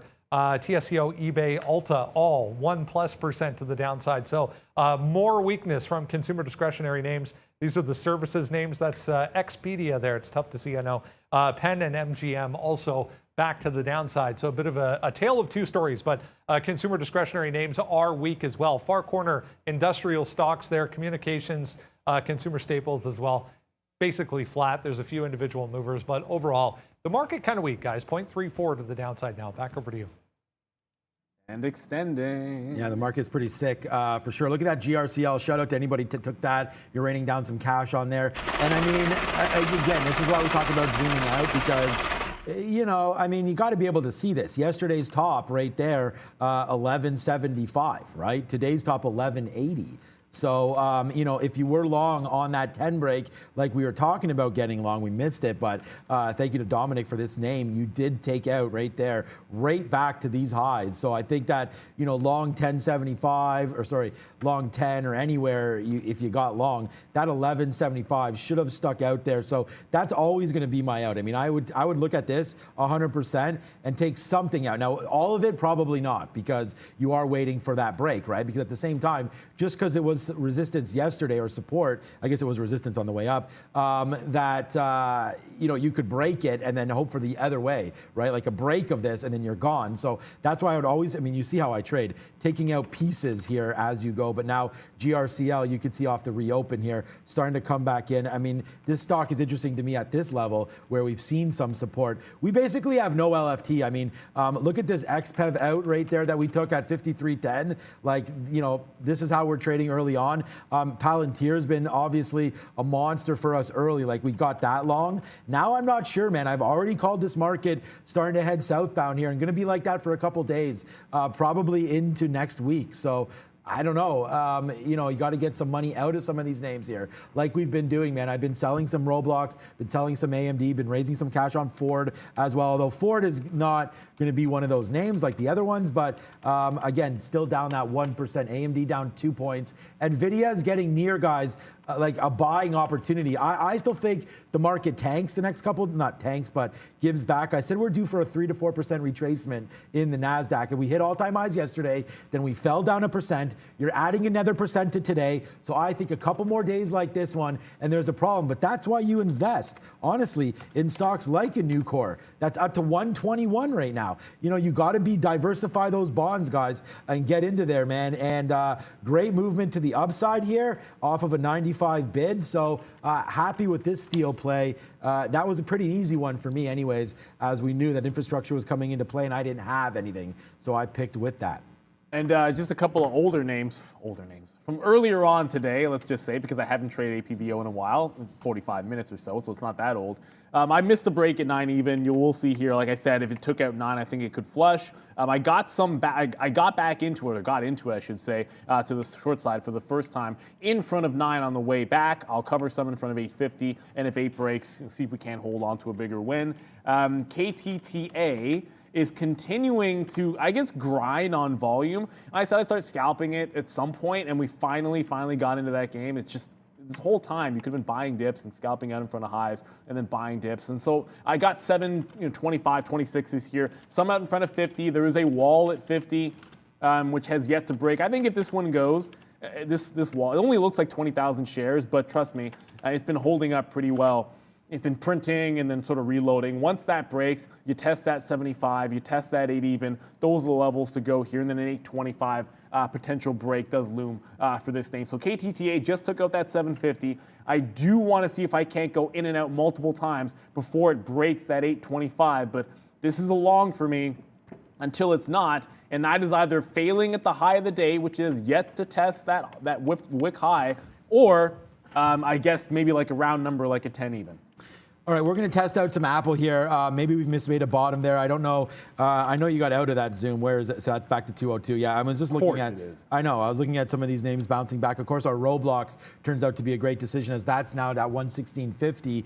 I'm just going to go with the king here, and I'm just going to, think about Apple right now. Even though I do think the NASDAQ does have some more downward moves, I'm impressed here. Although the market is fading down here, you can see, obviously, look what Apple's been doing. It's been going the other way. So I'm going to play some possible Apple strength here, guys, and say that if the market does rebound, Apple only down 0.53 here seems to be the right play. So I'm going to make this play here on AAPL and see where we go. I mean, my out is honestly going to be a break of 159. So I'm going to go not to the grave with this, but we're going to hold this and see if it can get back up. You're going to hear me talk about it at Memes and Movers, which is coming on in 14 minutes. My first target area, 160.80. We're going to go back positive, man. We're going to have, hopefully we're going to have one, look at this. Look at this, man. We just spin it. We just put this trade on. 30 cents now in the money. Not a big trade for Apple, but I mean, this is the biggest green, almost the biggest green candle here, and we are part of this. So thank you, Trading Nation. I don't know if you guys went in there and punched this long. I don't know what algo's listening to us right now, but that's a nice move to the upside. If I get out at 168, I'm going to trick it. I'm going to get out at 161, and I'm really going to put one at 160.80. 161 right there, and we'll get out of this name. But all kidding aside, good trading so far here today for us as Apple. Nice move to the upside. 160.80 is going to be a bid, and we're going to try to defend this all the way down. So realistically, it doesn't matter what happens to Apple right now. I'm in this for a couple hours maybe, but we're going to get the first leg out here at 160.80. See if we can't put this in our pocket, guys. What a day, what a day. And KTAA, we got the long at 725. It does give us all the way to 8. And then we try the break at 825, and the break gives it right back. So I still haven't taken a short in this trade. I wanted to see it fail at the high of the day or go to $10. Well, for now, you're looking at a fail at the high of the day. The buy the dip looks like it was the better choice. That's why we at least did some of it. The breakout, for now, looks like a bit of a fail. If you wanted to give it more room, again, if you're holding an 825 break, $1 because you want to make $1.50, then to me, you're still in it. If it puts in another run at that high without breaking 850, I think it's going to capitulate here. I did get some APVO out, by the way, that 894 short in front of 9, in front of 850. That one I'm going to be hanging on to. But KTTA, now for the first time all day, looking like it could be a short for me. I'm not in it yet, obviously. You would see it on the board. And yeah, it looks like one of the longs that I held on to, well, I mean, I didn't hold on to Zoom. I reloaded on Zoom. Best Buy still holding that 115 level, still looks pretty good to me. But this KTTA, 250% to say that it's running out of steam is probably being a little bit disingenuous. But that is a failed break so far at the high of the day. And get a big shout out here to Stock Hands, guys. STK Hands. Sean getting excited over a 40-cent gain kills me. Good, kills me too. Yeah, right now we're just going to the upside here. I can't have all $4 or $5 winners, guys. I mean, we are going to try to scalp out a little bit here on some of these names, and I mean that's the point of what I'm doing. It's called scalping. Been here for 22 years. Went 12 and a half years, no negative months. So if it's working, it's working. And we already went on this rant last week and got a lot of love from you guys on that one. And it's just trade your style, right? Trade your style. Whatever's working for you. Some of us trade spread. Some of us trade for longer terms. Arun, for example, just trades futures, right? And I mean, I've seen, for example, Arun make like, you know, thousands of dollars and the futures moved one handle. It's a matter of how many shares you have, what your trading style is. And I would just say everybody just like stay in your lane, do what you got to do, man, because honestly, that's what it's all about. It's about having a successful trading community. I mean, a lot of people, you could trade Bitcoin with futures. You could trade it with a levered ETF. You could buy it at, you know, $500, buy it at 50,000. There's a whole bunch of different strategies to make a lot of money, and I'm just glad that we have you guys on board with us. Thank you for the support, STK Hands, and thank you to everybody, man. 18 million views tells us we're doing something right. So thank you for all of the love on the chat as it continues to definitely overwhelm me and humble me. So thank you so much. And I should have noted this. I will not be shorting KTTA because, as I was reminded, we still don't have locates on this name, believe it or not. So at Day Trade the World, usually we're able to pay for shorts for locates of some hard to borrow symbols. KTTA continues to be hard to borrow, and we can't even find locates by paying. We can tell you what is going on in the world of crypto and currencies. Notice the order I said those in with Brendan at the big screen for Money Talks. Hey guys, yeah, we saw some big moves yesterday on this board thanks to the US dollar that was sharply higher after Fed Chair Powell was put back in for a second term, but pretty flat today so far for the DXY, 96.5. Everything else relatively unchanged until you get down here, the Turkish lira, 11% move on the day for the Turkish lira. Goldman Sachs expects Turkey to hike rates as high as 20%. So, I mean, this thing's so volatile anyways, but you can see This is going into a 10-minute chart. So if you go back to early on this morning, what a move for the Turkish lira versus the US dollar today, 11% to the upside. Bitcoin there, 1.5, we'll call it, to the upside as well. 57,000 and change, guys. Back over to you. All right. Yes, sir. I don't think, Nally, can you feel your hands? It's no, not me neither. cold in here.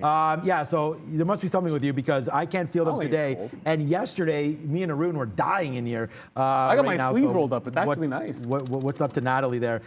Cold as well. So Apple here, we're gonna wait, man. I mean, like I said, there's only 10 minutes left. Thank you, Brendan, for that. As the U.S. dollar goes up, man, that's not going to be a good sign, obviously, for some of these big international, big, huge tech companies. Where I think it's something like 50% of the S&P, the revenues of those companies come from international markets. So obviously, a strong U.S. dollar can help and both help and hurt that trade. I think it hurts a little more than it helps because again, devalues the currencies that that 50% is paying into the U.S. So just a little bit of a talk there. I don't think strong dollar helps me because all the money I'm making is in U.S. dollars, and then I convert those bad boys into CAD and pay them bills. Open Door down 9% today as well. Thanks, Chamath. Like your Clover's at all-time lows. This Open Door's at all-time lows again, or close enough to it as well. So, by the way, if Chamath brings anything to market,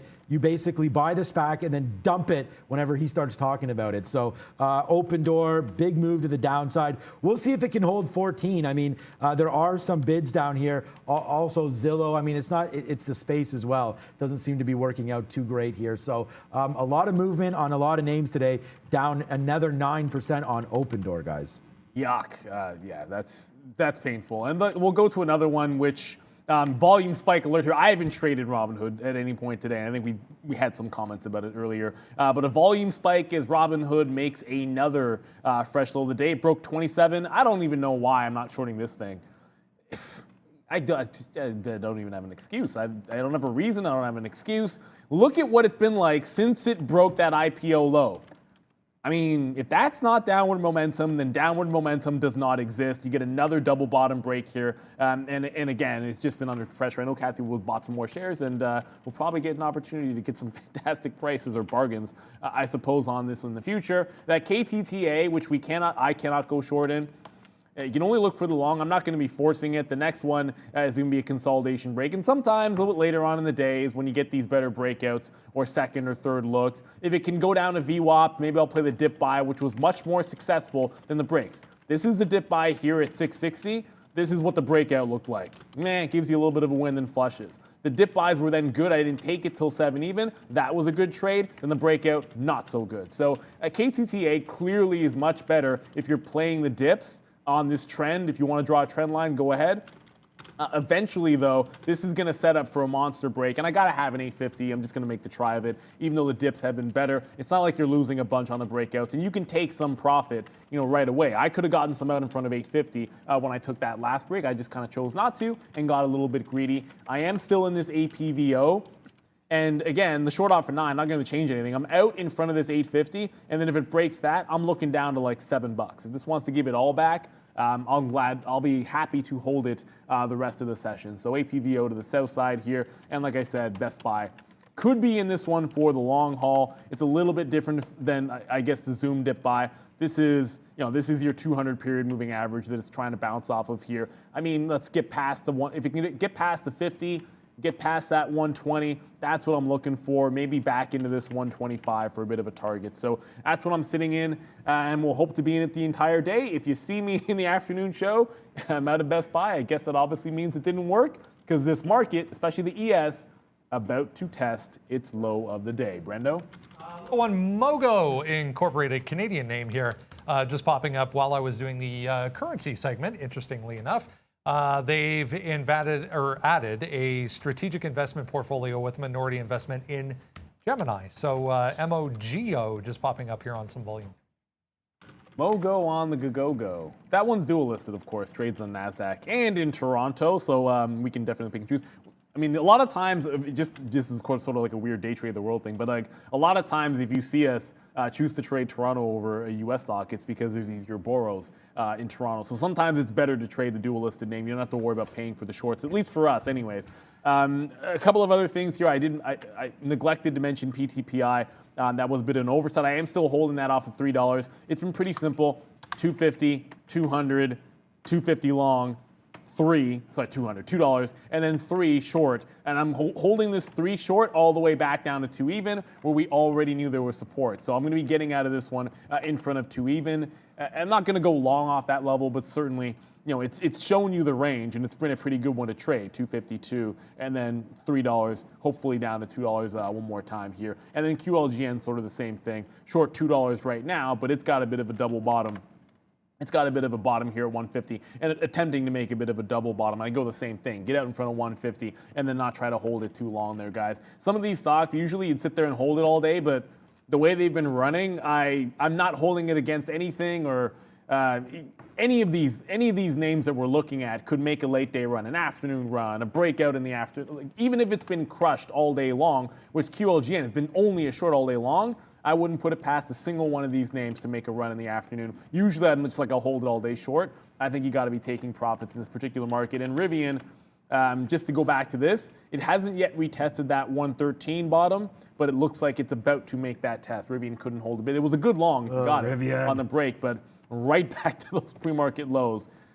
What a stock that is, Brendo. A few minutes ago, let's get you up to date on what you need to know for earnings, guys. Yeah, still a few to come tonight and tomorrow morning.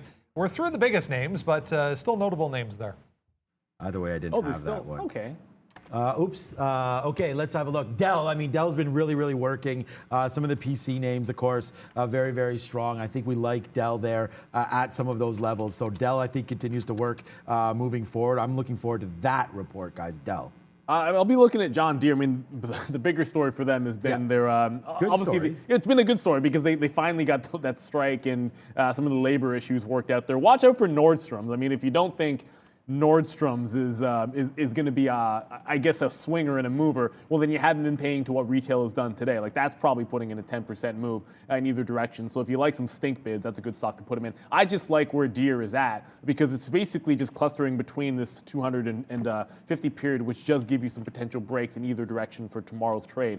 So we'll watch that one going into earnings. Only a couple of minutes to go. It just feels like step away for a couple of days, and the market doesn't stop, and the action has been pretty fast-paced here. It feels like it went by almost too fast.